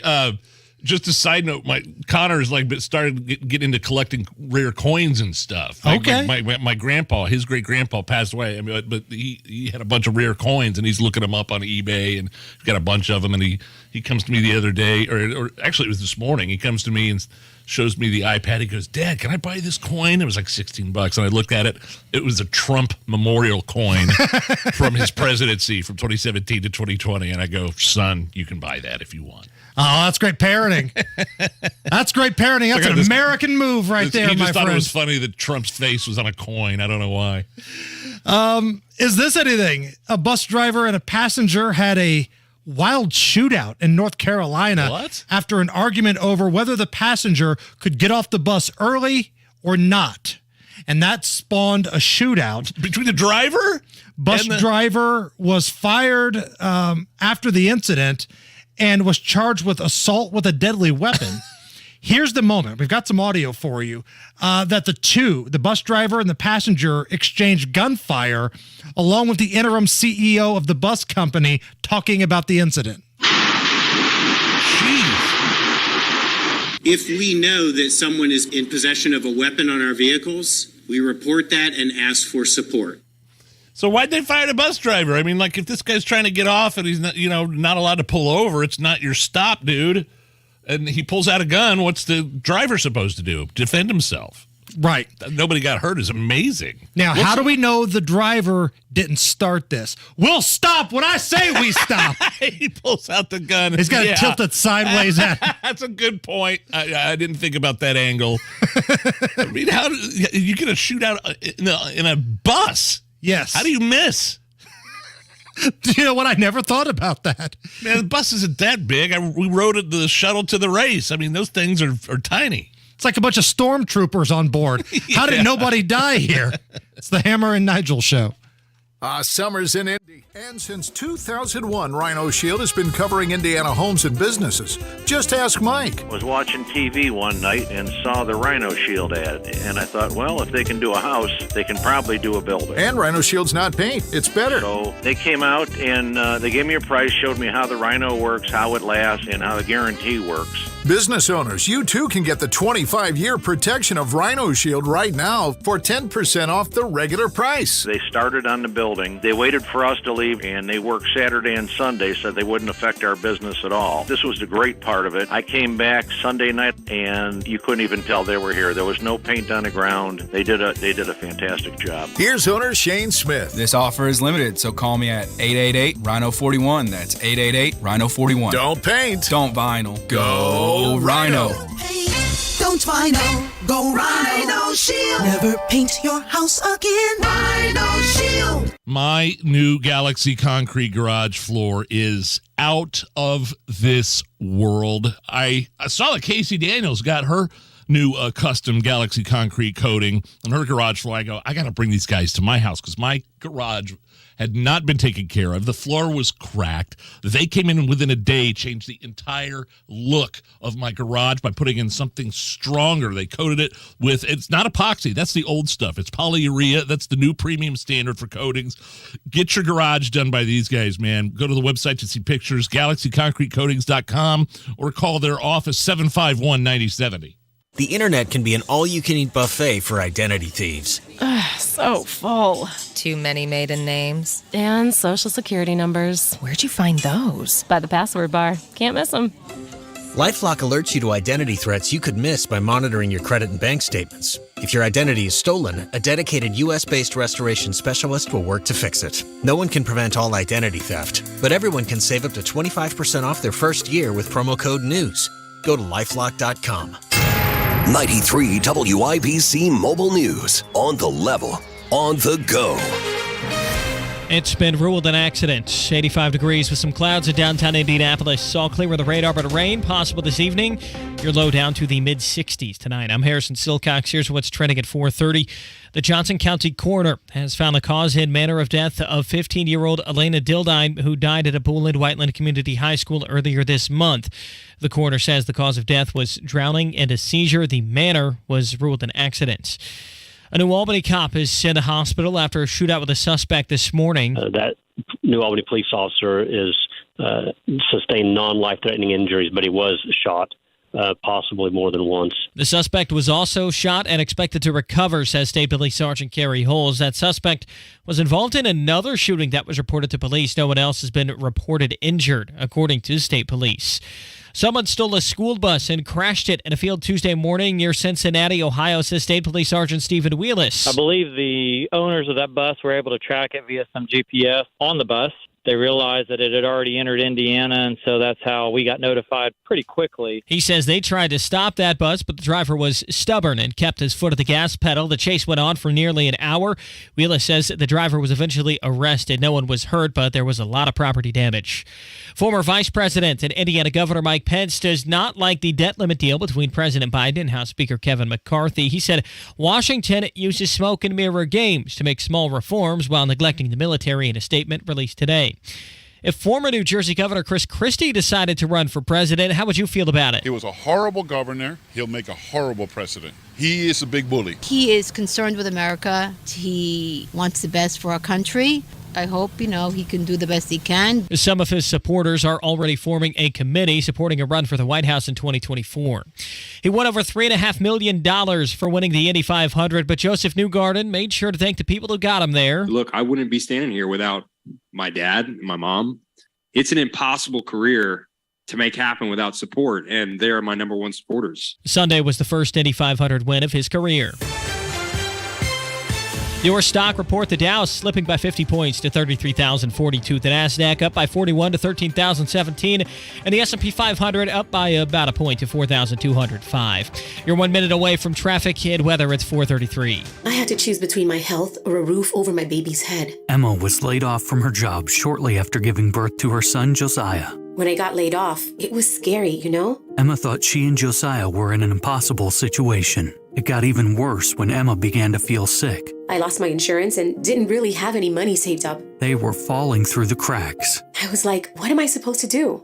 A friend told Emma about Gennesaret Free Clinics. They were so kind. The doctor said she would take good care of me, of us. Gennesaret Free Clinics is a nonprofit organization that relies on the philanthropy of the community. Your generosity provides free, compassionate, and patient-centered healthcare directly to those who need it the most. Your donation of just $50 will provide 20 patients with wellness kits and an entry to completely free care. Because of Gennesaret, I'm healthy enough to be the mom Josiah deserves. Donate now by calling 317-639-5645 or go to gennesaret.org. That's GENNESARET.org.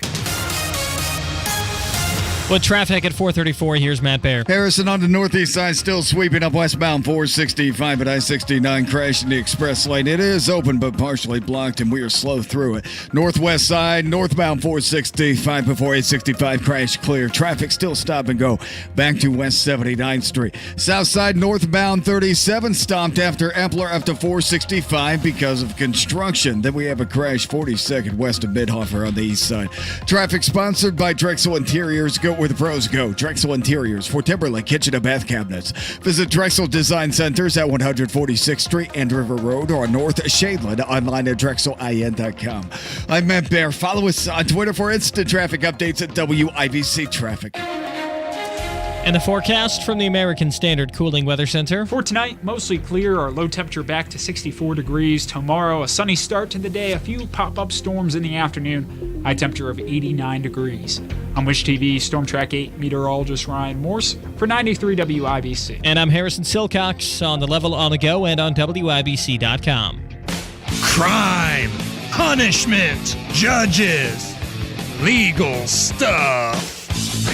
This is actually pretty outrageous, but par for the course for these woke, ridiculous corporations. A couple of workers, two women, say they lost their jobs in an Atlanta Lululemon store because they called the police on a bunch of masked robbers who had stormed in and started grabbing up merchandise. Lululemon is like, I think they do mainly women's athletic wear, but they have dudes stuff too. There's one at Keystone of the Crossing. Any tuck-friendly items? I don't. I'm not sure, but so these two chicks that were working here, they simply called the police. These thugs break in, they get as many items of clothes as they can in their hands, and they run out. These chicks followed them. I think they tried to get their license plate number, and that's not the policy, though, for Lululemon. The store's policy is to stay out of the way of the thieves, let them steal, and then scan a QR code to record the loss. They said one of the women said they were terminated immediately, no severance, because they have a zero tolerance policy. So the store was tougher on their employees who were basically robbed than they were than the people that actually did the crime. The policy is not to call the cops. I would just scan a QR code and we'll take the loss. And that's how they were treated. They need to set up a GoFundMe for these chicks. And somebody else needs to hire them immediately or to get their jobs back. Or don't just stop shopping at Lululemon. This is awful. And with this story now making headlines, starting to go viral, every criminal is going to see what the policy is at Lululemon and be like, all right, well, I need some gear. Let's go loot up Lululemon, hop in our car, and if anybody calls the cops on us, they'll lose their job. Like, what's the deterrence to the bad guys here? So this happened at this happened in Atlanta, but there are stores shutting down all over the country. A ton in San Francisco, like Whole Foods. You remember, huge food retailer, like giant, healthy grocery store type of thing. Made 568 911 calls over the past 13 months. It was open in San Francisco. That shut down. Nordstrom shut down. Anthropologie, Office Depot. A ton more shut down in San Francisco, and now Old Navy as well. And we all know what it is. It's these policies that you can just come in and grab clothes and steal without any repercussion. If you want to have a policy in place that says, hey, if this happens, you are to do this, okay. But to go ahead and fire them afterwards. No, but it's not even that. They called the police. No, you don't call the police. There's a zero tolerance policy. That is so ridiculous. It's sick. This warning from the DHS about a threat to transgender people is embarrassing. I'm sorry. Yeah, it all has to do with that transgender monster that killed 6 kids at a Christian school in Nashville. Yeah. And DHS is now releasing a warning saying it's the trans community that needs to be on the lookout. Right. They're the victims in this, and it's been that way since the story happened. Dude, when you said that they're the victims in this, you're right. I knew they would turn this monster into a victim because there was protests outside Tennessee Capitol with people holding up 7 fingers saying that the trans killer was also a victim. I mean, you can't make this stuff up, man. The DHS said in a statement, quote, high-profile attacks against schools and faith-based institutions like the recent shooting in Nashville have historically served as inspiration for individuals to conduct copycat attacks. So we're not going to worry about the dead people that lost their lives for no reason in that school in Nashville, but don't you dare criticize the trans community online, because DHS will come find you. They will come looking for you. And you can't make this stuff up. Welcome to 2023, man. They're more worried about. Should you maybe issue a warning to Christian schools? Right. Hey, you better toughen up your security there. You better make single entry points of entry. Because there might be some trans people that disagree with your religion, and they will come and do exactly what happened in Nashville. And on the heels of lunatics here, have you seen these stories about these, quote, bomb threats that have been coming into Target stores at various places throughout the country? Because of their LGBTQ merchandise sort of geared towards kids. Right. All the alphabet stuff that you want to, all of it geared to kids. Well, the media ran with the story. The national media ran with the story that they're receiving bomb threats because it's all of these Trump-supporting, red MAGA hat-wearing Republicans that just don't like gay people. That's the way this story was perceived from the national media.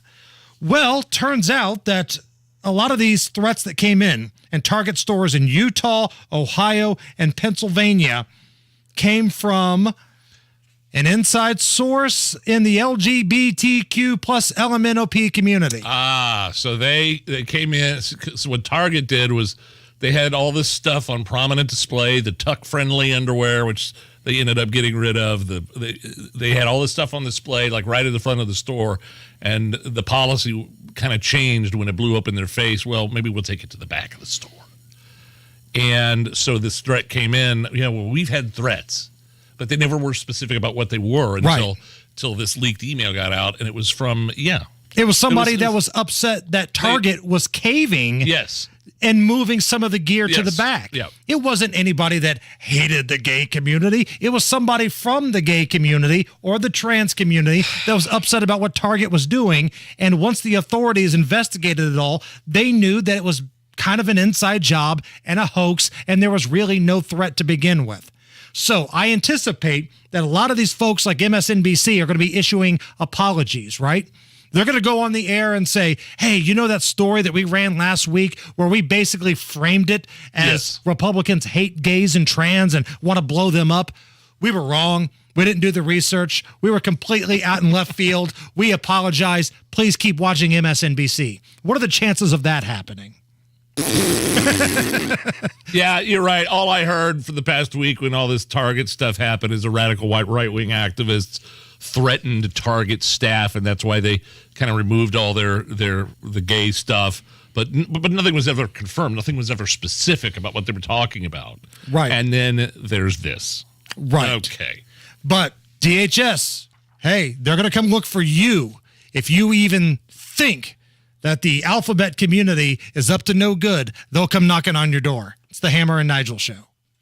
The Indianapolis Ballet presents the delightful A Midsummer Night's Dream, a magical experience for the whole family to enjoy. June 2nd through the 4th at the Toby Theater at Newfields. Also on the program, the return of the exciting ballet, Bolero. Don't miss the fun-filled A Midsummer Night's Dream, the dynamic Bolero, and more.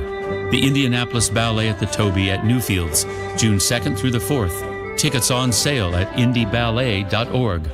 If you travel 465 on the south side of Indy, heads up. INDOT has announced upcoming directional closures for work activities associated with the I-69 Finish Line project. Beginning June 2nd, eastbound 465 will close between I-70 and I-65 for approximately 3 weeks. Beginning July 7th, westbound 465 will close from I-65 to I-70 for approximately 3 weeks. Detour routes will use I-65 and I-70 near downtown. You can get all the details at I69finishline.com.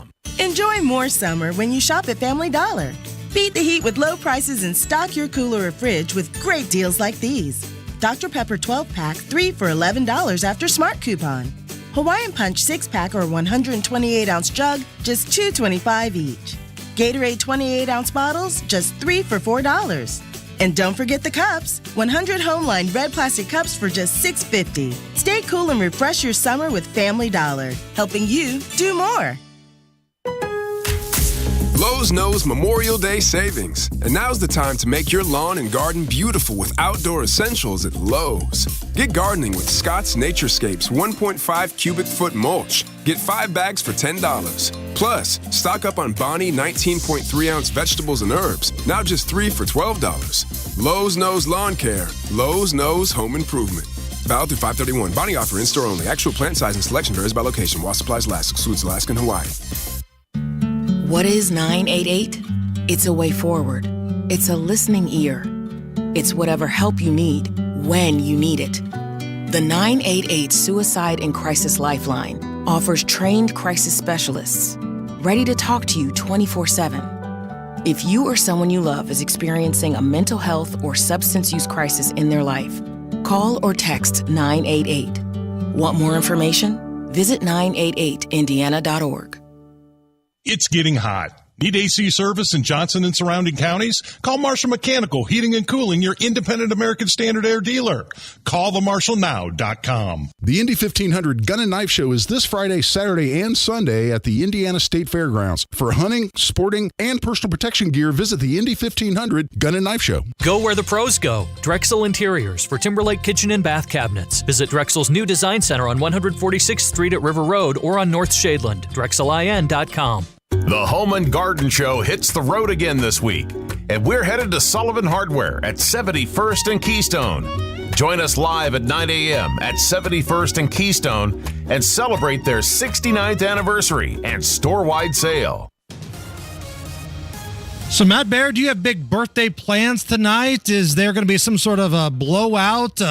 You've got any lady friends coming over to celebrate? What's the deal? Ladies. All the things you just mentioned are happening tonight. It's good. No, it's going to be a big night. No, it's. I'm going to go to bed, get ready to go do Tony's show tomorrow. that's what we do in middle age. You're right? a wild and crazy guy. Yeah, bed by 8:30. Looking at Hendricks County right now, westbound 70. That's a crash several miles after Hazelwood. It has us blocked in the left lane. Traffic stopped all the way back to State Road 39. Exit there. Crash northwest side, northbound 465 before 865 left lane block. Traffic stopped at West 79. Traffic sponsored by Drexel Interiors. Go where the pros go. Drexel Interiors for Timberlake Kitchen and Bath Cabinets. Visit Drexel's Design Centers at 146th Street and River Road or on North Shadeland. Online at DrexelIN.com. I'm Matt Bear. Follow us on Twitter for instant traffic updates at WIBC Traffic. And ladies, slide into Matt Bear's DMs tonight and wish him a happy birthday. Attach a photo.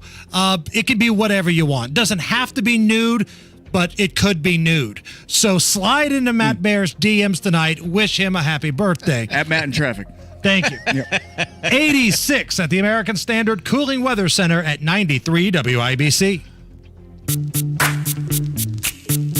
You're listening to the Hammer and Nigel Show.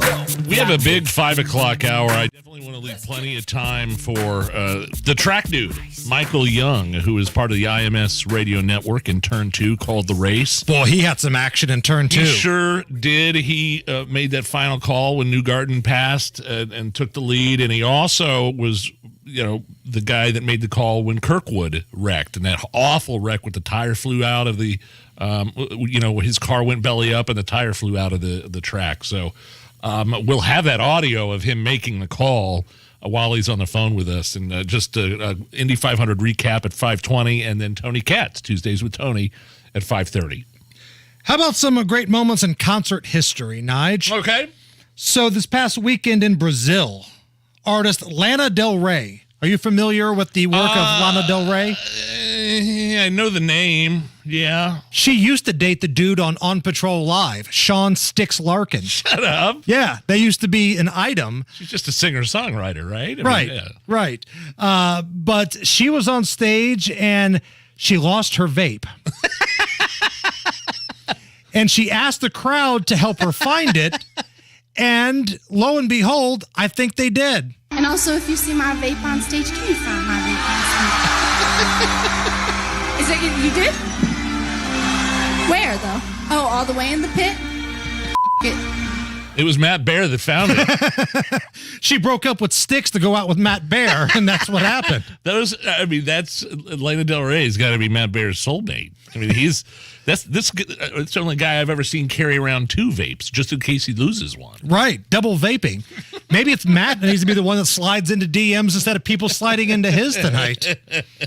Allison, hit me with some booze news.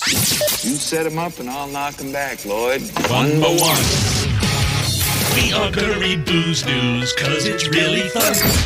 Once it hits your lips, it's so good. Hammer and Nigel presents Booze News, Booze News. Yeah.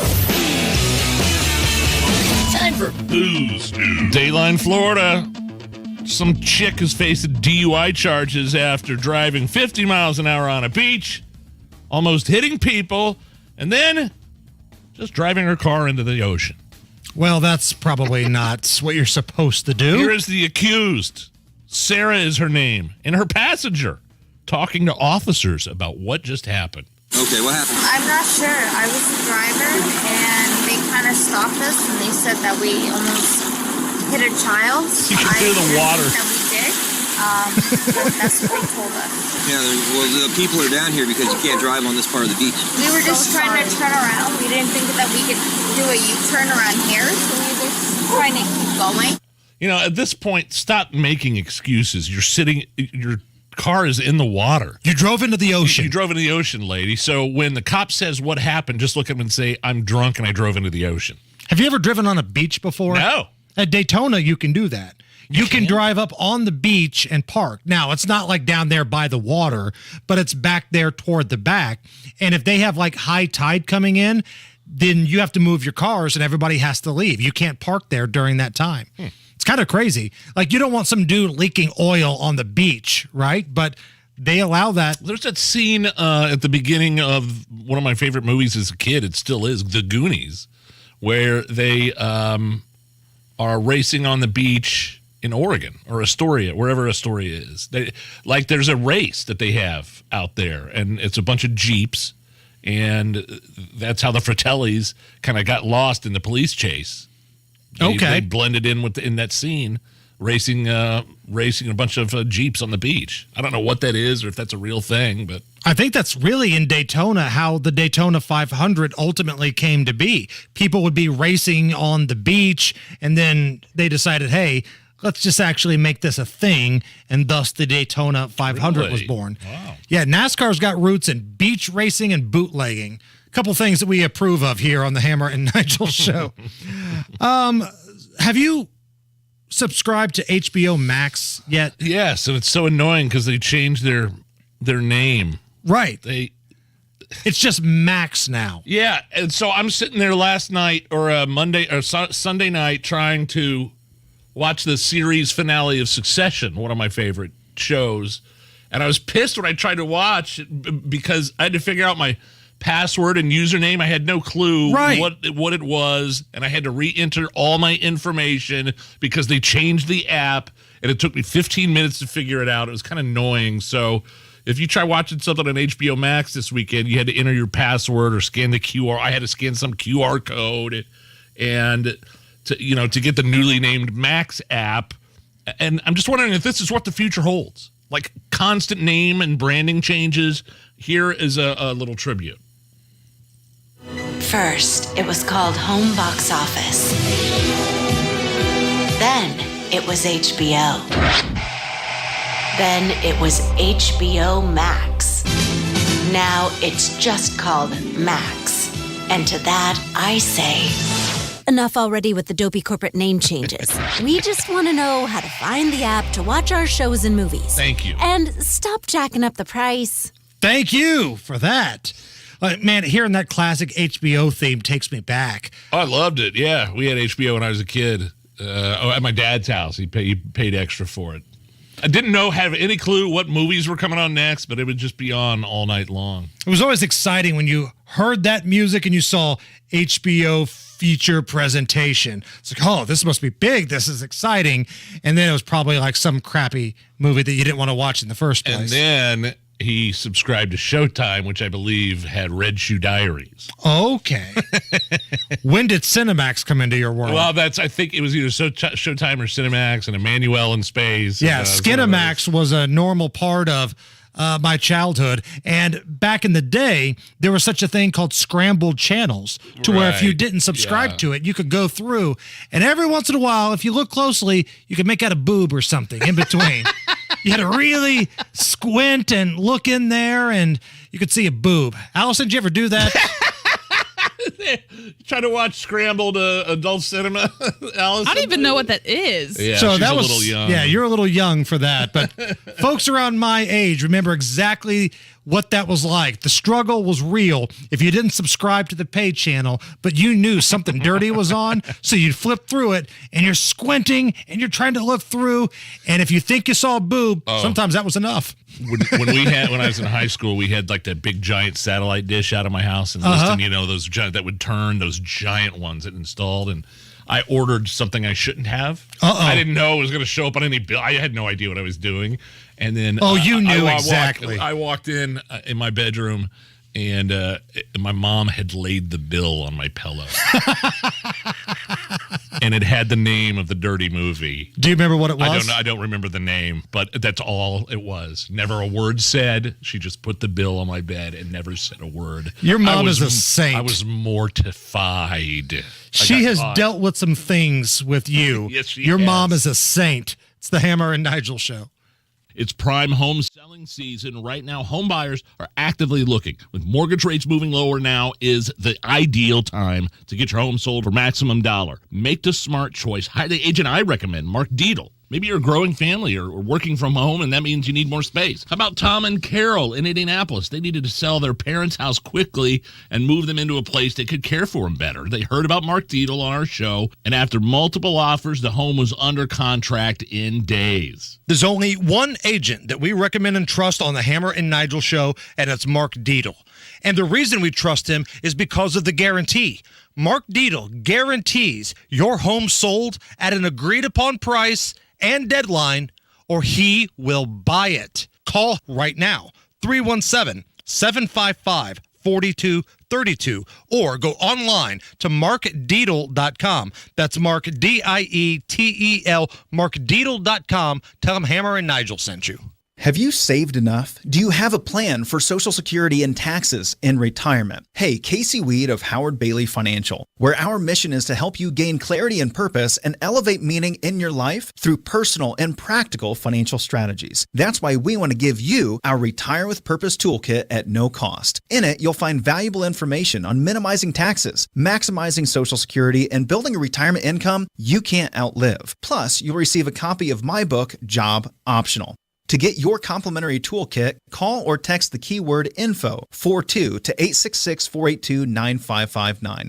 That's INFO 42 to 866-482-9559. Howard Bailey Financial is the official wealth management partner of Notre Dame Athletics. Notre Dame Athletics was compensated for this endorsement and is not a current client of Howard Bailey. For more information, please visit howardbailey.com/ND disclosure. Investment advisory services may be offered through Howard Bailey Securities LLC, a registered investment advisor. Working with Howard Bailey Securities LLC cannot guarantee investment success or that specific financial goals will be achieved. Diamonds Direct takes our most popular offer ever up to the next level. Now, for a limited time, you can make any purchase and take advantage of special financing for up to 5 years, or get $5,000 off. Get the lowest possible monthly payment or get a generous cash credit. It's all about giving you more. Design the ring of your dreams with our most flexible finance options and best savings ever offered. Diamonds Direct. Your love, our passion. Get details and more at diamondsdirect.com. Unapproved credit. Morning, hon. Come on, remember what we said about personal space? Don't forget to schedule that AC tune-up like we talked about. It smelled a little funky when we turned it on this morning. Yep, I'm on it. I know just who to call. Mommy, he's touching my seat. Kids, personal space. At Mr. Quick, we know that life can be hectic, which is why we make things easy with convenient online scheduling. Pick your time and book your $89 AC pit stop today. Call Mr. Quick for on time. What you've heard about probiotics is probably wrong. I eat yogurt, so I don't need to take a probiotic. Probiotics? They don't really work.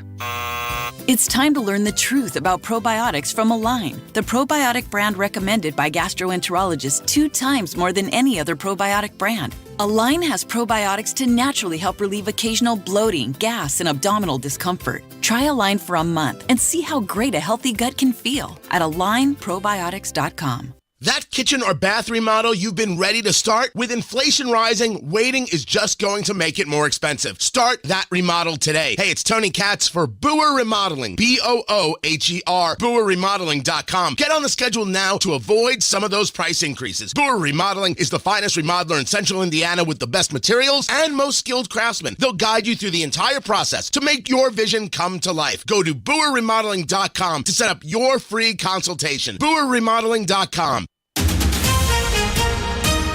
Coming up in 2 minutes, the coroner's report from a high school student who died earlier this month and a school bus that led police on a chase. All that and more coming up after Fox News Radio from the Peterman Brothers Heating, Plumbing, and Electrical Studios.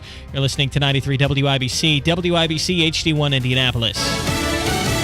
The first hurdle. Lisa Brady, Fox News. A compromise debt limit and spending plan is before a House committee trying to win enough votes to get to the House floor and eventually the Senate. We strongly urge both chambers to pass the bill and send it to the president's desk. White House Budget Director Shalonda Young says hard choices had to be made. Pennsylvania Congressman Scott Perry, who chairs the House Freedom Caucus, says by suspending the debt limit, the bill amounts to an unlimited debt ceiling. Essentially, what the Republican Party has done in the House is underwrite for the next 2 years the president's agenda. House Minority Leader Hakeem Jeffries says Democrats will do their part to avoid an economic crisis and accuses conservatives of playing politics. We're not interested in political gamesmanship. We're interested in avoiding a catastrophic default.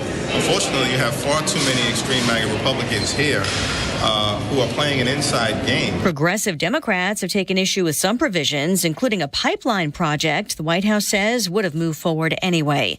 The defense raises questions about intent at the mass murder trial over the Tree of Life synagogue killing in Pittsburgh, the deadliest anti-Semitic attack in U.S. history. Judy Clark, the lead defense attorney for accused killer Robert Bowers, told the jury no one can deny the deadly act 5 years ago.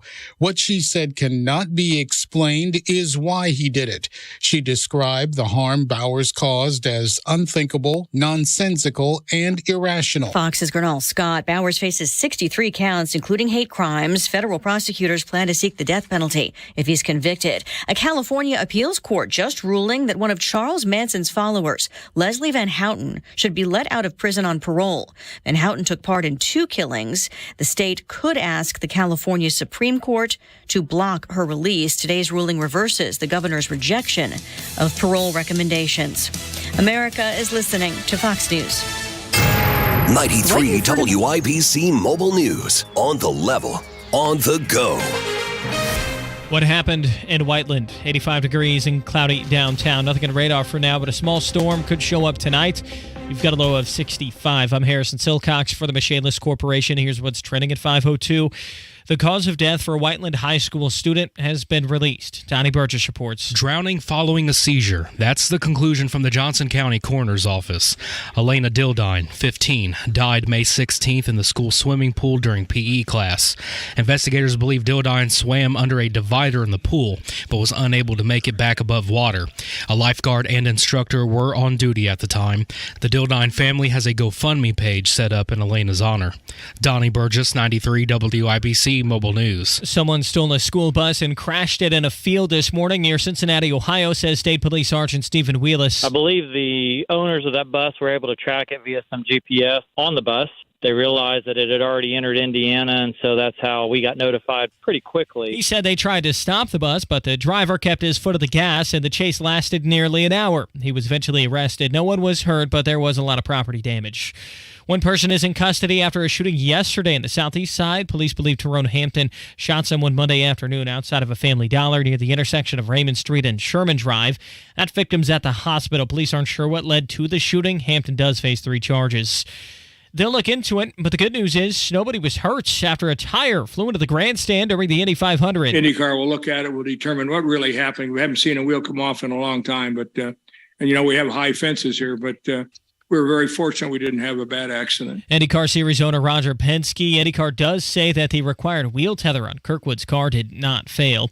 All 4 tires were attached to Joseph Newgarden's car when he crossed the bricks as an Indy 500 champion Sunday. He's wrapping up his media tour now. A long 36 hours, I guess it's been, but an amazing journey to win the Indy 500, so I'm excited to be with the team. In a video posted to Twitter Tuesday, that win put over $3.5 million in his pockets, the largest prize ever for an Indy 500 winner. You're 1 minute away from traffic and weather. It's 5:04. Michaelis presents Password.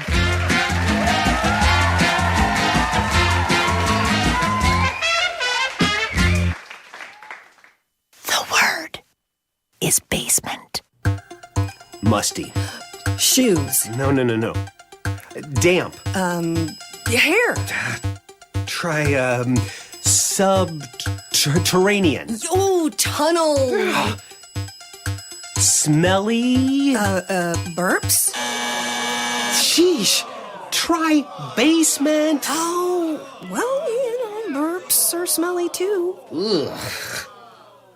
Basement waterproofing and French drains. Life happens. Michaelis happens to help you through it.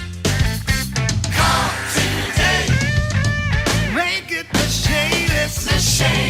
Come on, take your basement back. 844-FIX-INDY.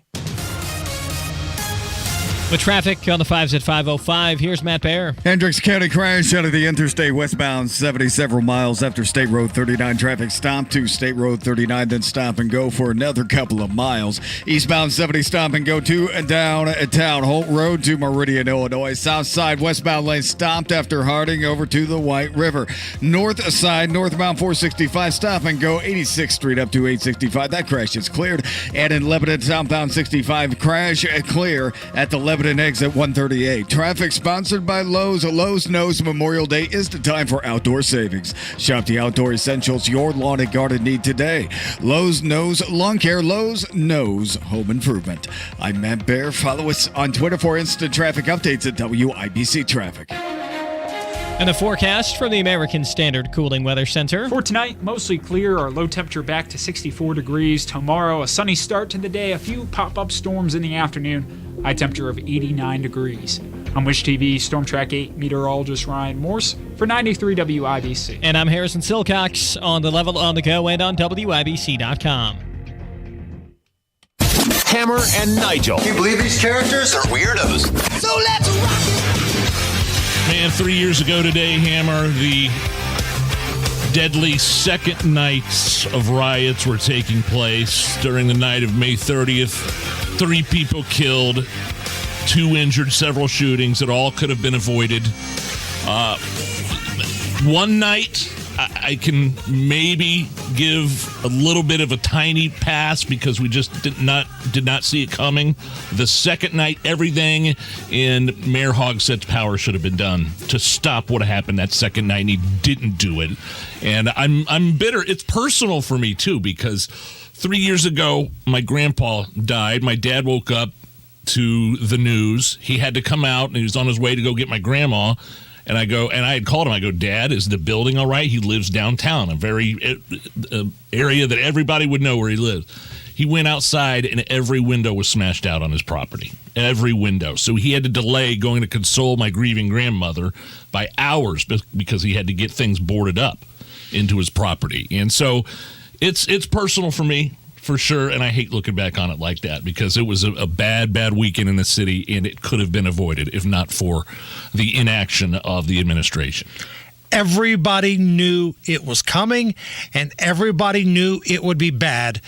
and our mayor was nowhere to be found. All we got was some half-assed tweet in the middle of the night and a few statements the following day, in essence, blaming police for some of the activity that was taking place. Sure, yeah. I believe after the first night of riots, it may have been the second night, Holcomb, one and the same, Hogsett comes out and basically apologizes for the behavior of the police. It's no wonder IMPD officers have left in droves. And for those wondering if the police could have done anything about this, think of it this way. Every year, 300,000 plus people leave the Indianapolis Motor Speedway. They go in and they leave. And when you let the police do their jobs, they make sure there's law, there's order, and everything goes off without a hitch. If they can handle 300,000 plus people at 16th and Georgetown every single year, they could have handled what happened downtown if they would have been allowed to do their jobs. But Boss Hogsett and his cronies, they didn't allow the police to do their jobs. They wanted the violence to happen downtown. And it's disgusting that we look back on it 3 years later, and the phrase that everybody remembers, Black Lives Matter. It was chanted, it was graffitied, it was on T-shirts, people marched. I want to be very clear. There's a difference between believing Black Lives Matter and the political group that took your money and wasted it. Total BLM, scam. Black Lives Matter. Total scam. And this brings us to this report from the New York Post. Only 33% of the $90 million in donations that BLM raised in the Summer of Love actually went out to help charitable foundations. Only 33% of $90 million. Now you're probably asking yourself, where did the rest of the money go? Well, there's a bunch of mansions that the leader of BLM lives in, gated communities. Yeah, Patrice Cullors, and again, this is all from the New York Post, resigned from BLM in 2021. She took lavish vacations, purchased multiple homes with multiple security teams. What a grifter. Think about that. They were all about defunding the police, yet the multiple homes that she bought with the money needed multiple security teams. How about this? $4.5 million. That's how much the group doled out just last year to nonprofits ran by friends and family of the BLM board members. Think about this. Breonna Taylor's family, the situation that happened in Louisville with the police and her boyfriend, and she's getting shot through the door. Her family completely slammed BLM. They have done nothing for us. They're not around. They didn't do a damn thing to help us. And that's just one example of the scam that is the organization. It was a total scam. Here's another one. Patrice Cullors' brother, Paul Cullors, the, quote, self-taught graffiti artist, took home a salary of $139,708, making him one of only two members of the 7-person board to receive a salary, according to tax filings. The other payee was Kaylee Scales, the group's former managing director, who was paid $114,000. And, oh, by the way, Paul Cullors, the brother, the self-taught graffiti artist, his day job was working at a security company, Black Tie Security.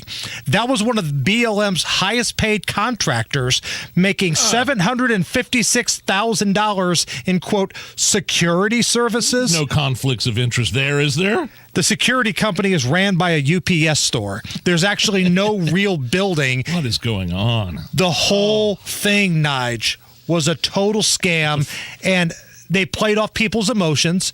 People donated it.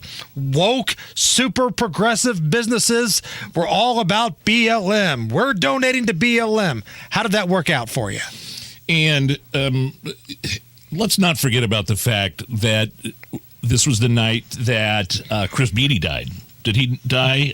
Night number 2. Night number 2. And at the very least, I'm glad that they have his killers behind bars, and hopefully we'll be going away for a very long time.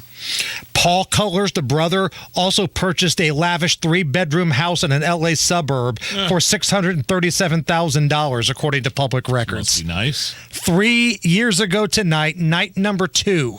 Remember what happened during those riots when you go to vote for the mayor this November. Let's take a quick break here because I want to leave enough time for Michael Young, who was sitting in tower number 2, calling the IMS. What a view. Calling the race, and he saw the big wreck. He saw Joseph Newgarden pass Erickson, and we will get him on the phone for a full Indy 500 recap here in just a few minutes. Right now, what's going on with the roads?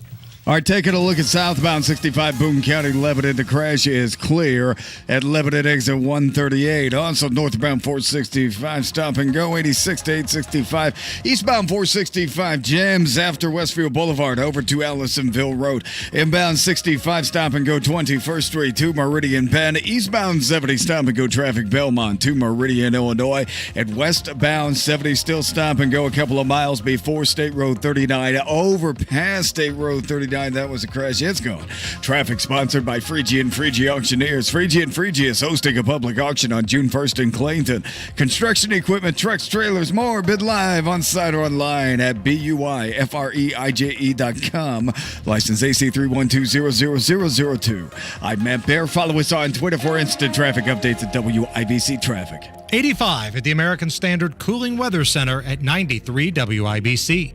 I love Exercise Inc. I've been with the program for many years now, and I didn't like going to traditional gyms, those big box, loud music, tons of people. Exercise Inc. is a really unique way of getting your body the physical exercise it needs and it craves. It's a once-a-week strength training program that only lasts 20 minutes. Now, the exercises are quick and intense. They will test your body to its limits, and you will feel great. I have more energy. I feel like I'm a lot healthier. And here's what I love about Exercise Inc. It's just not for, the 20 minutes a week that you're in the gym. It's your trainer keeping you accountable throughout the week, helping you with your diet and eating habits and routines. Hey, the studio's private. There's never more than 3 or 4 clients in there at a time. And if you're looking for a different way to get healthy, go check out exerciseinc.com. There's 4 locations, Avon, Brownsburg, Greenwood, and Zionsville. Change your life in 20 minutes a week with Exercise Inc. Congratulations, you're having a little girl. At that moment, everything changed. Our hopes and dreams for ourselves were instantly replaced by our hopes and dreams for her. We got life insurance policies from Shelter Insurance, so that regardless of what life throws at us, we'll still be able to provide the world to her. Visit shelterinsurance.com to find an agent to help you pick a policy that's right for you. Shelter Life Insurance Company, Columbia, Missouri. And I got such a craving, Hammer, for Jay's Lobster and Fish Market there in the Garage Food Hall, the Bottle Works District. And I know they specialize in the lobster rolls, but I got 4 words for you. Lobster, mac, and cheese. Oh, I will see that, and I will raise you Palavana Cubano. If you're looking for the best Cuban sandwich in Indy, it's not even close. Palavana Cubano, it's right there. The best atmosphere and food in Indy. Don't forget about Jay's Lobster and Fish Market. Tell them Hammer and Nigel sent you. What you've heard about probiotics is probably wrong. I eat yogurt, so I don't need to take a probiotic. Probiotics? They don't really work. It's time to learn the truth about probiotics from Align, the probiotic brand recommended by gastroenterologists 2 times more than any other probiotic brand. Align has probiotics to naturally help relieve occasional bloating, gas, and abdominal discomfort. Try Align for a month and see how great a healthy gut can feel at AlignProbiotics.com. They say consistency is the key to success. So how about grabbing a beer that's consistently refreshing and light? Michelob Ultra, only 2.6 carbs and 95 calories. It's only worth it if you enjoy it. Enjoy responsibly. Anheuser-Busch Michelob Ultra Light Beer, St. Louis, Missouri. By listening to WIBC, you'll learn how to create a secure income plan that is sustainable throughout retirement from Crown Haven Wealth Advisors. Tune into WIBC this Sunday from 9 to 10 p.m. For adults with moderate to severe plaque psoriasis who are candidates for systemic or phototherapy, now there's Skyrizi, Risankizumab Riza, a prescription-only 150 milligram injection. With Skyrizi, 3 out of 4 people achieve 90% clear skin at 4 months, and Skyrizi is just 4 doses a year after 2 starter doses. Nothing and me go hand in hand. Nothing on my skin, that's my new plan. Nothing is every day. Don't use if allergic to Skyrizi. Serious allergic reactions and an increased risk of infections or a lower ability to fight them may occur. Before treatment, your doctor should check for infection and tuberculosis. Tell your doctor if you have an infection or symptoms, such as fever, sweats, chills, muscle aches, or cough, or if you plan to or recently received a vaccine. With Skyrizi, you could achieve 90% clearer skin. Ask your doctor about the #1 dermatologist prescribed biologic in psoriasis and visit skyrizi.com or call 1-866-SKYRIZI to learn more. You're listening to the Hammer and Nigel Show. Marcus Ericsson trying to win back-to-back Indianapolis 500s, but here comes Joseph Newgarden. He's closed in on that rear wing. He has an amazing run down that back straightaway. Ericsson goes behind the white line, and it's Joseph Newgarden swinging to the outside for the final time. There it is. Love it, baby. Track dude Michael Young losing his mind in turn 2. Michael Young, part of the IMS Radio Network. What a call. He is on the DriveHubler.com hotline. Again, for a little recap here. Michael, what a race. Where do we start? Where do we even start? It's hard to even pick apart that race. I felt it was going to be something special, and indeed it was. And first and foremost, I had no problem with Jewel. Let's just get that out of the way. I didn't either. I thought that was fine. Let me tell you something, and you mentioned it when you came on before last week. When they played taps, I mean, like literally there was a 10 or 15-minute stretch there leading up to Jewel that I was choked up constantly with the memorial, with the NBC thing, with the fallen heroes. And then I thought her rendition was beautiful. I had tears in my eyes for sure. Yeah. It wasn't until Monday where we were, looking over the news of what was going on that we saw the backlash, and I was like, right. I don't know who they talked to, but I certainly had no issue with it at all. I thought she did a great job. And nobody in my section of rowdy, drunken, beer-drinking, red-blooded Americans turned around and said anything after it was over. Nobody said anything. Like it was just the anthem, and here we go.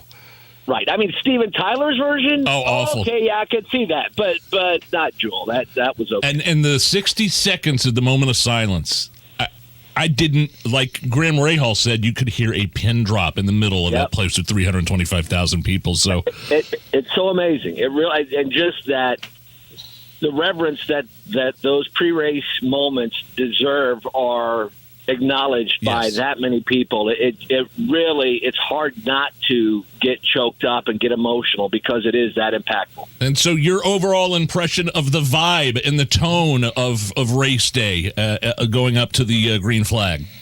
I think I said in a social media post, it was wow, just wow. The whole day was this is like our Christmas. Anytime we get to be at the Indianapolis Motor Speedway, it's Christmas. And I really felt that race was going to be something special. And I thought it lived up to not only my expectations, but the fans' expectations as well.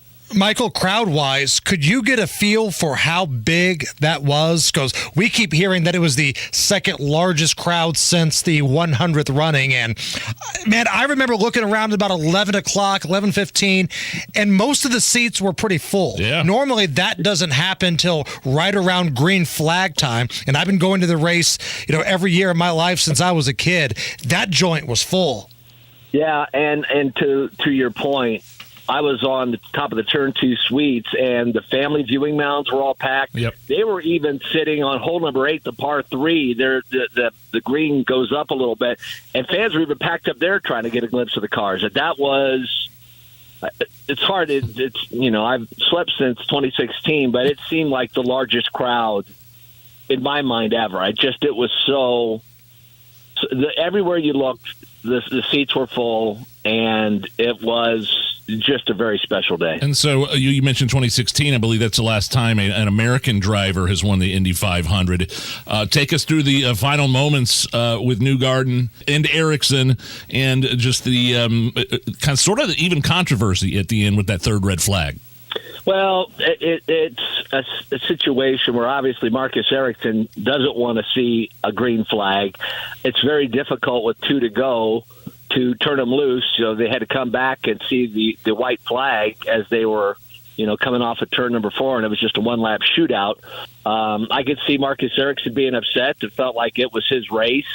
And then for Joseph, that's perfect for me. I want to be in second with 1 lap to go, and he certainly was fantastic in that restart. Why do you want to be in second with 1 lap to go? Because of the ability to pull up on the rear wing and get around a driver. It's hard to defend the momentum that you get with one car leading another car. So when Marcus exited turn number 2, I could see the midway point of turn 2 that Newgarden was closing in. You can hear the tone of my voice go up because I could see it go from like 4 car lengths down to 3, down to 2. And as soon as they passed underneath me, I knew that Newgarden was going to get around him. It was just a matter of what point on the back straightaway it was going to happen. So ultimately, $1 million question, you good with the way that race ended? I'm always good with whatever IndyCar decides to do. I think if there is controversy, maybe they can sit down, reflect on how this ended, and maybe put in a rule if we have a incident or a yellow flag with 10 to go, we'll run it down to 4 laps and then throw the red flag so that the field will come out. They'll do a warm-up lap, and then they'll come by to take the green with 2 to go. That would be the only thing that I could think to avoid any type of fan.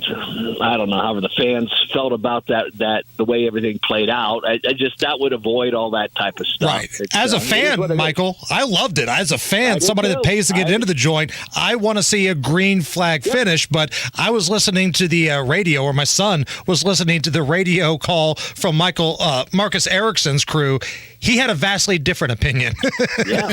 Well, because I think he knew he was a sitting duck, and obviously it's never been done to have a red flag and then just a 1-lap shootout. So in his mind, he felt like he was robbed. But from the fans' point of view, I think it certainly was pretty magical to see that last lap unfold. But I think it would we'll see. I mean, I never have a problem with the way IndyCar handles things. So I could see both sides of it. And all in all, as the day, as we reflect on it, that was just an unbelievably good race. Great race. Let's play some more audio here of that horrible wreck towards the end of the race with Rosenquist and Kirkwood. Here we go. Moves the third line, and it looks like Rosenquist just tagged the wall, Michael. He's into the wall. Felix Rosenquist spins. He'll slide back into traffic. He'll clip Kyle Kirkwood. Kirkwood goes upside down. Kirkwood slides around the outside retaining wall. Felix Rosenquist car at the exit of turn number 2.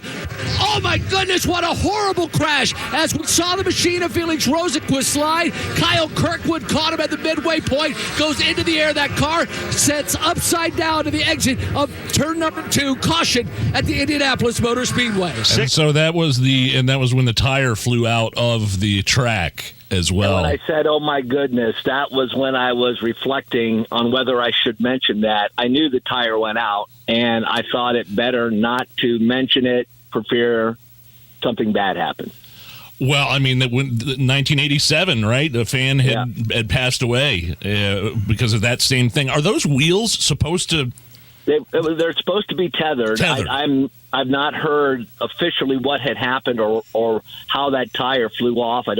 They said the tether did not fail, so obviously the tire got loose, so something happened. So, I haven't had an opportunity to talk to anybody to get a final word, and I don't know if we ever officially will. But I know Roger Penske, Doug Bowles, and everybody involved with that, as well as the guys at Andretti Autosport, will certainly look into and see if there was any thing that they could do to help keep that from happening again. But man alive, that was a scary moment. I just saw that tire when Kyle hit Felix, shot into the air so quickly. Yeah. It looked like it went up 80 feet, 90 feet, and was just I thought it was going into the grandstands. Why I hesitated, and I was just like, my goodness.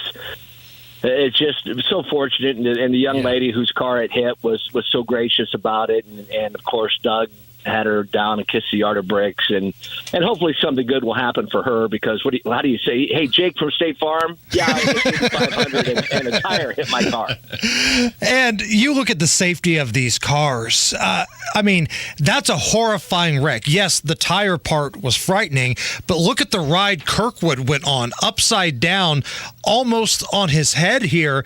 And Michael, I think it's just in the last handful of years following Justin Wilson's tragedy, they've made the changes to the cars, and it feels like that may have protected Kirkwood a little bit here. Oh, the aero screens have been fantastic. They have served they've done such a great job in keeping these drivers safe, going the speeds that they are. And if you watch the in-car of Kyle Kirkwood, he's got sparks flying next to his head, and you can literally tell he's like, what in the world's going on here? But that protected him from who knows what would have happened. It's been on several occasions where we'll have something hit the cockpit of that car. That aero screen, as much as it was ballyhooed as being a great thing, which it was, there were many that didn't want it because it took away the traditional look of the race car. But I don't think, go back to St. Petersburg, the cars are landing on top of each other. Yeah. It just keeps the driver safe, and there's just no way that if you were an opponent and a naysayer of the aero screen that you could look at it now and say, yeah, that's still a bad idea, because it just isn't. It is a fantastic innovation that has saved lives, and it's just fantastic what it's done. Another fantastic Indy 500 in the books. Michael, track dude Michael Young, in turn 2 of the IMS Radio Network. Where are you next? You travel? Detroit. We leave on Thursday for Detroit, and we've moved off of Belle Isle after Penske Entertainment poured all that money, some $19 million, I think is the figure that I heard, in renovations to that island. And now the city of Detroit needs a little help, so we're moving downtown, and the race will be for the first time in downtown and forever. So it's looking forward to that. Called Turn 2 of the IMS Radio Network. Michael Young, thanks for the recap, man. That's one for the books for sure. You got it. Great talking to you guys. And, it's another 363 days, and we'll do it all again. Sounds good, man. Thanks, Michael. See you guys. All right, we got Tony Katz lined up next. A lot of stuff to get into. Tuesdays with Tony. Right now, let's look at the news.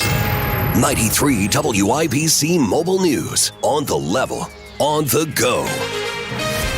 She had a seizure. Partly cloudy and 85 degrees in downtown Indianapolis. Clear radar for now. Slight chance for rain tonight. Low of 65. I'm Harrison Silcox. Here's what's trending at 5:30. The death of a Whiteland High School student is being called accidental. Donnie Burgess reports. The cause of death, drowning following a seizure, says the Johnson County Coroner's Office. 15-year-old Elena Dildine swam under a divider in the school swimming pool May 16th, but never resurfaced. A lifeguard was on duty at the time. Police are still investigating. Donnie Burgess, 93 WIBC Mobile News. A New Albany police officer was shot this morning while chasing down a suspect accused in another shooting.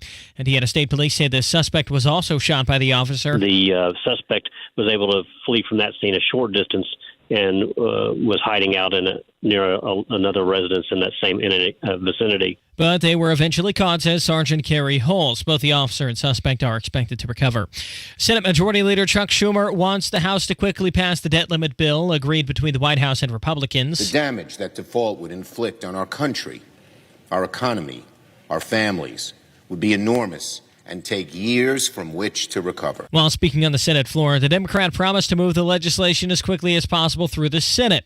The bill raises the debt limit through January 2025 and caps non-defense spending over the next 2 years. The White House says it's against attacks by Ukraine inside of Russia after an attack was reported in Moscow Tuesday. Press Secretary Karine Jean-Pierre said the administration is still gathering info about what happened. She said they're focused only on providing Ukraine with equipment to retake its own sovereign territory. A lawsuit had been filed asking a federal court to declare Marion County's system of selecting judges unconstitutional. John Herrick will have more on that later at the top of the hour around 6 o'clock. For now, with traffic, here's Matt Baer. All right, Harrison, looking at northbound 65, stop traffic 21st Street up to the White River. Inbound 65, stop and go 21st Street to Meridian Bend. South side, eastbound 465, completely stopped right now. Before I-70 over to the White River. Lawrence, northbound 465, barely moving. Parts from 70 up to 75th and eastbound 465, completely jammed before Keystone over to Allisonville Road. Traffic sponsored by Drexel Interior. Go where the pros go. Drexel Interiors for Timberlake Kitchen and Bath Cabinets. Visit Drexel's Design Centers at 146th Street and River Road or on North Shadeland, online at drexelin.com. I'm Matt Baer. Follow us on Twitter for instant traffic updates at WIBC Traffic. And the forecast from the American Standard Cooling Weather Center. For tonight, mostly clear, our low temperature back to 64 degrees. Tomorrow, a sunny start to the day, a few pop-up storms in the afternoon, high temperature of 89 degrees. I'm Wish TV Storm Track 8 meteorologist Ryan Morse for 93 WIBC. And I'm Harrison Silcox on the level on the go and on WIBC.com. You're listening to the Hammer and Nigel Show. Hey, Tony! Hey, Tony! Hey. Pretty boy, Tony. It's Tuesday with Tony Katz on the Hammer and Nigel Show. Don't want to keep Tony waiting. My name is Nigel. Jason Hammer right over there, hooking up live with Tuesdays with Tony Katz on the DriveHubler.com hotline. TK, how are you? Oh, good Lord. I'm good. I am not yet recovered from the race. I'm not yet covered from a 16-pound brisket smoke. I saw that, yeah. It's going to take another month until I'm back to normal. Definitely want to get your thoughts on the race here later on. Let's start with what nobody was paying attention to on a big old American holiday weekend. The House Speaker Kevin McCarthy reached a deal with Biden on the debt ceiling, suspend the debt ceiling until after the presidential election, basically. And, of course, big picture, spending is way out of control in Washington. It's always been that way. But to me, it doesn't look like the Democrats got anything they really wanted out of these negotiations. The Republicans got, like, tiny drips and drabs of stuff that they wanted, right? What are we to glean from this debt ceiling negotiation? Did Biden win? Did the Republicans win? Is it anything at all? Well, I mean, you summed it up pretty well. You kind of answered the question for me.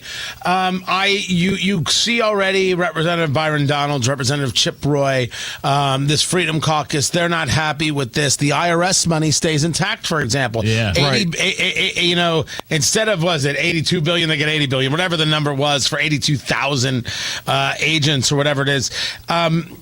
I don't even remember the number. I remember that the IRS is being utilized and weaponized against you, me, and we, and it's not there to go after rich people not paying their fair share. It's going after you having a side gig making more than $600. So this was one of those promises that was made. This was a big story, a big deal. We promise we'll make this happen for you. We promise we'll protect you.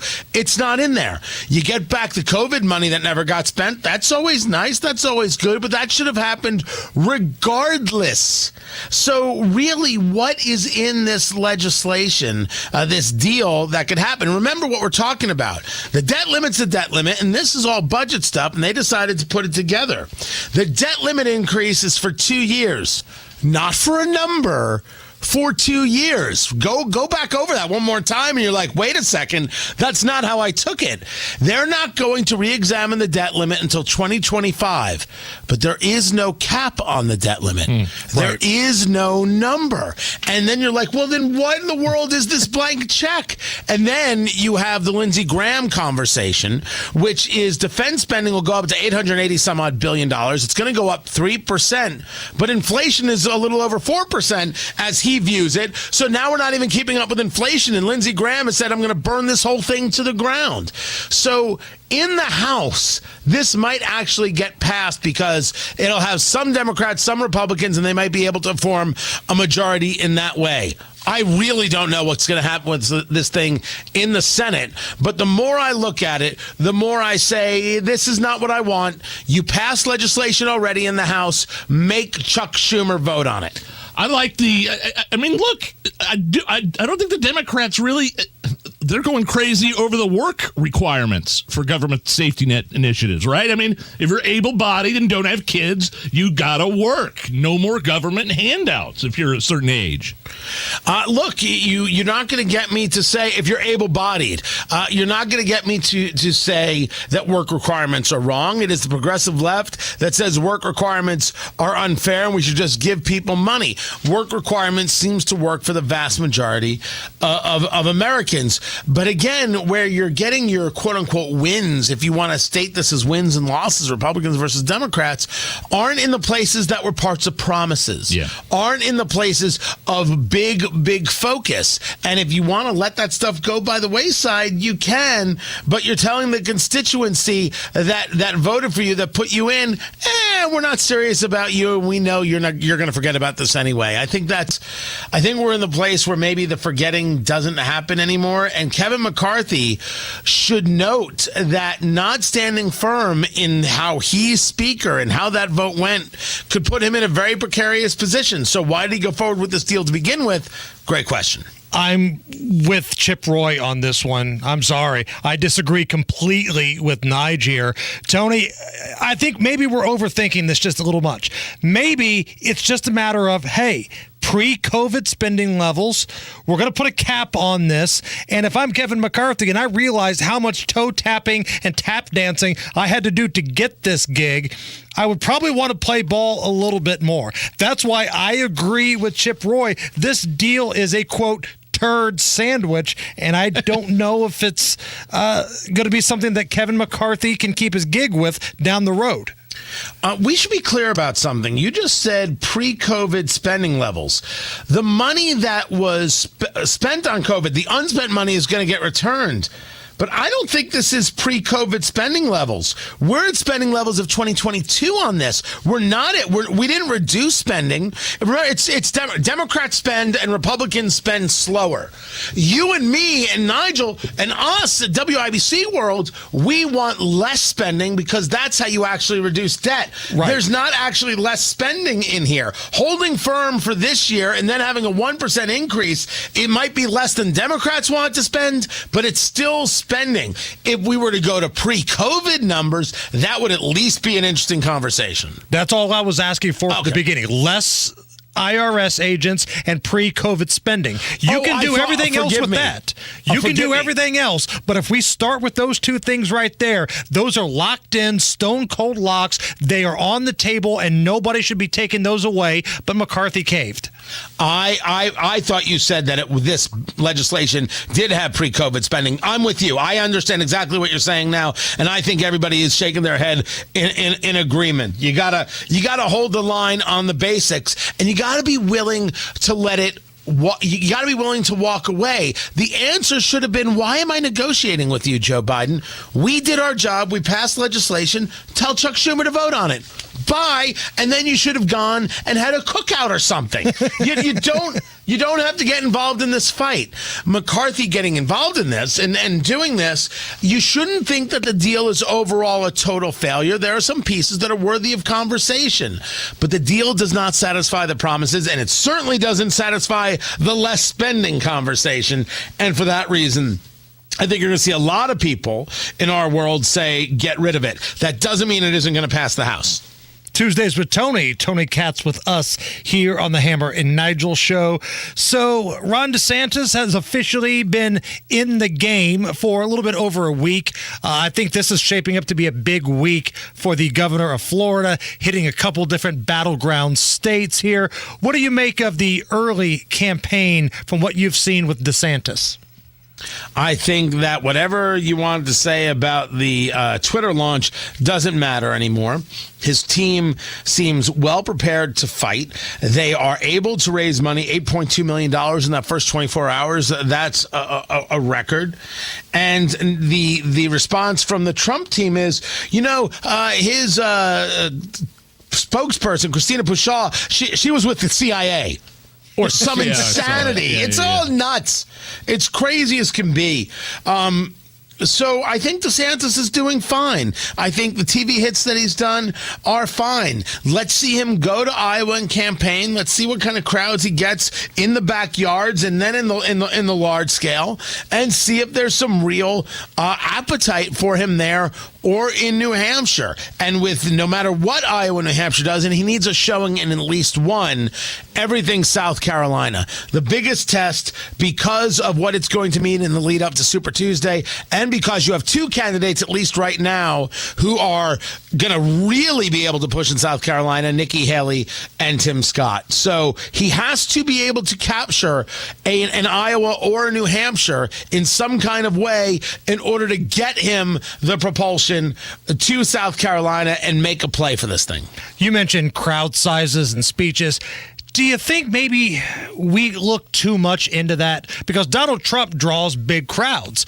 And when you saw Joe Biden campaign before the election, his events had like 3 fat guys passed out on the lawn and a couple people playing checkers in the lawn. And that was it. But yet he still won the key states. Now, we can talk about the way that happened all day long, but the fact of the matter is nobody came out to see Joe Biden, but people went out to allegedly vote for Joe Biden. So do we make too much of crowd sizes at these events? No, I don't think that we do when you're rational and you're saying that there's an excitement for a particular candidate, which is what this would mean. This isn't a conversation of we already have the candidate versus Biden. This is a DeSantis versus Trump conversation, and the crowds will matter because that will certainly indicate to a lot of potential Republican primary voters who's got the hot hand going around, or is there acceptance of these candidates going around? So it's primary talk versus general election talk, and therefore I think it's different. All right, got to hit a quick break, Tony. Going to ask you about your thoughts on the Indy 500 and the incredible race weekend here next on the Hammer and Nigel Show. Meet Edwina. She loves summers in Indy, but hates to paint year after year, so she called Rhino Shield. So over the years, I've had to touch up the house. I just got to the point where I couldn't spend any more money on the outside of the house. And when I saw Rhino Shield, I thought that was the answer to my problem. And Rhino Shield's not paint. It's better. I'd had painters here before, and it was usually quite a disaster with them leaving their equipment here and picking up things in the yard. But Rhino Shield was right on it. Indy, get the 25-year guaranteed protection of Rhino Shield right now for 10% off the regular price. The gentleman said, if you're interested, give me a call. And I said, honestly, can you come tomorrow? Here's owner Shane Smith. This offer is limited, so call me at 888-RHINO-41. That's 888-RHINO-41. Don't paint. Don't vinyl. Go Rhino. Don't paint. Don't vinyl. Go Rhino Shield. Never paint your house again. Rhino Shield.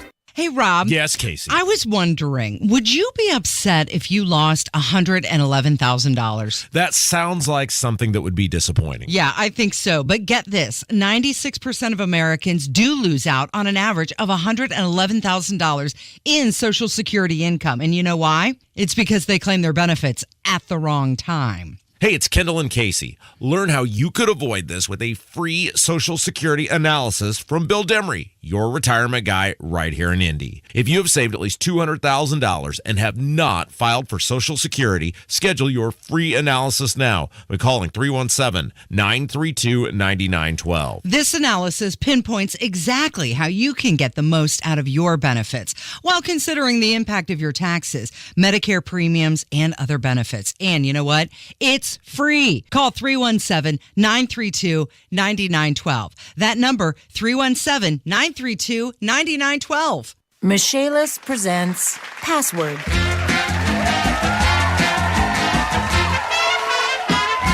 The word is basement. Okay. Wet. Rain. Leaky. Faucet.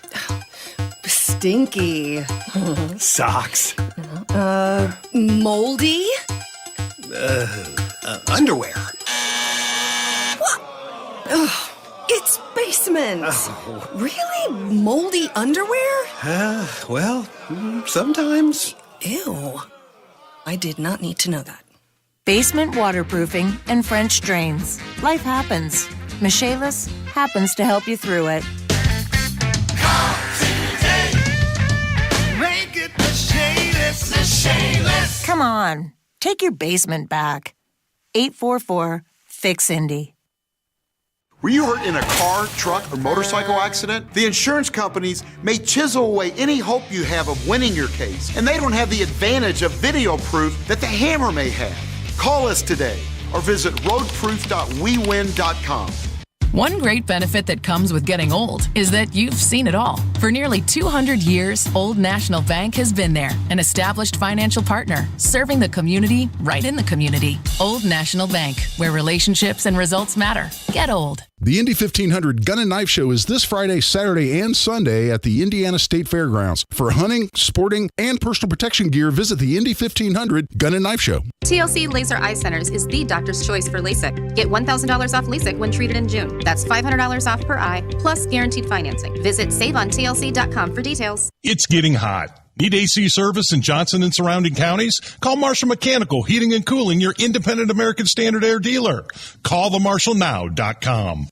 I'd rather be folding laundry. This is gonna be fun. Said no one ever. Also, no one enjoys wasting time in traffic. That's why we love saving you time. Matt Baird Traffic. Backups are already starting. On 93 WIBC. Matt Baer has a look at the roads. All right, south side, we cleared eastbound 465 at the Wye River, and traffic did too. Just got out of there. Still a little bit stop and go right now at I-70. About 65 stop and go at 21st and eastbound 72 downtown. A slow roll from West Street to Meridian, Illinois. And northbound 465 on the east side, stop and go traffic before Penn Pike up to 71st. Traffic sponsored by Drexel Interiors. Go where the pros go. Drexel Interiors for Timberlake Kitchen Bath Cabinets. Visit Drexel's Design Centers at 146th Street and River Road or on North Shadeland, online at drexelin.com. I'm Matt Baer. Follow us on Twitter for instant traffic updates at WIBC Traffic. 85 at the American Standard Cooling Weather Center at 93 WIBC.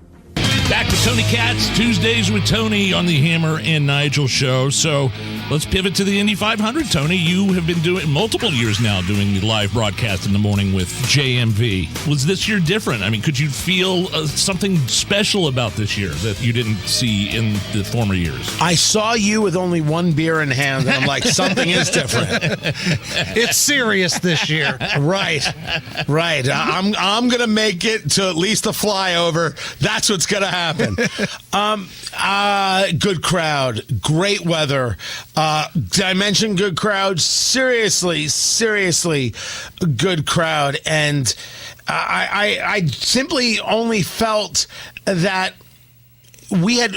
The race had moved actually away from the Rahal storyline. That was the big story in the beginning of the week. But when I found in my conversation with JMV that and with others who came in from the IMS radio network, they weren't talking about Rahal. They were talking about Rossi. They were talking about Takuma Sato in huge ways. There is a lot of respect for Alex Palou.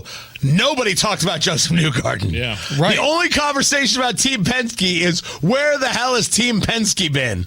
And, they were just waiting for the last lap in the Dragon. So, all right, let me put the tinfoil hat on here, Tony. Oh, let me put it on. There let me it make sure is. it fits. Do you think they red flagged that race with 2 to go if it's Tony Kanaan or Ed Carpenter, fan favorites, one of those two guys that have the lead? Do you think they would have red flagged it, or were we going to get a green flag finish, hell or high water? There it is. There it is. Honestly, this is one of those great moments where you realize you ain't from around here, now are you? Because people who have been to the race, people who have the history of the 500, went to places that I didn't even know existed. I didn't even know that underbelly was actually there. If I'm being asked, no. I think they want a green flag. They want to have an actual finish more than oxygen. That's what they want. And I think that Kurt Darling from the WIBC newsroom said it very, very well earlier today. The idea of basically a 2.5-mile drag race for the trophy is exactly what the fans wanted. So I think they would have done it hell or high water. That's my take, and I'm sticking to it just because I don't want a call from Mark Miles or Doug Boss. You want to... Because I was listening to the radio feed. My son and I had the scanner on, and let's just say Marcus Ericsson felt a little different.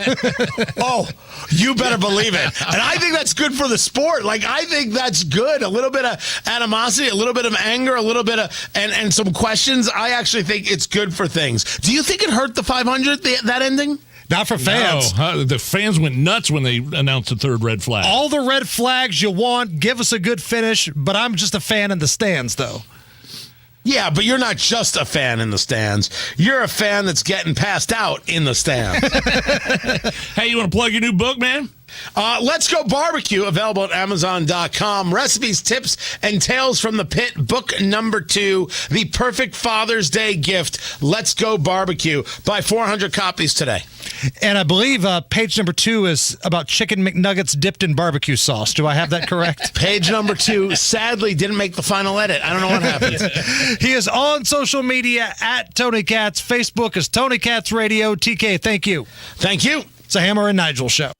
Are your investments going nowhere? Here's a tip that always pays big dividends. Invest in yourself, your talent, your smarts, your skills. Maybe it's time to make that investment and start a career in IT or upskill to boost your current career. At My Computer Career, you can bank on us. We'll help you get the right skills and the right certifications to start or advance your IT career. IT keeps growing, so go with the growth at My Computer Career. The right training, the right timing, the right career. Invest in you at mycomputercareer.edu. Start now. Being diagnosed with cancer doesn't mean facing it alone. At Community Health Network MD Anderson Cancer Center, we follow a multidisciplinary approach, bringing together specialists in every area of cancer care. If it wasn't for that team, I wouldn't be here. They put the right plan together and made it work. I'm so grateful. Your circle of support just got stronger. Learn more at ecommunity.com/cancer. Enjoy more summer when you shop at Family Dollar. Beat the heat with low prices and stock your cooler or fridge with great deals like these. Dr. Pepper 12-pack, 3 for $11 after Smart Coupon. Hawaiian Punch 6-pack or 128-ounce jug, just $2.25 each. Gatorade 28-ounce bottles, just 3 for $4.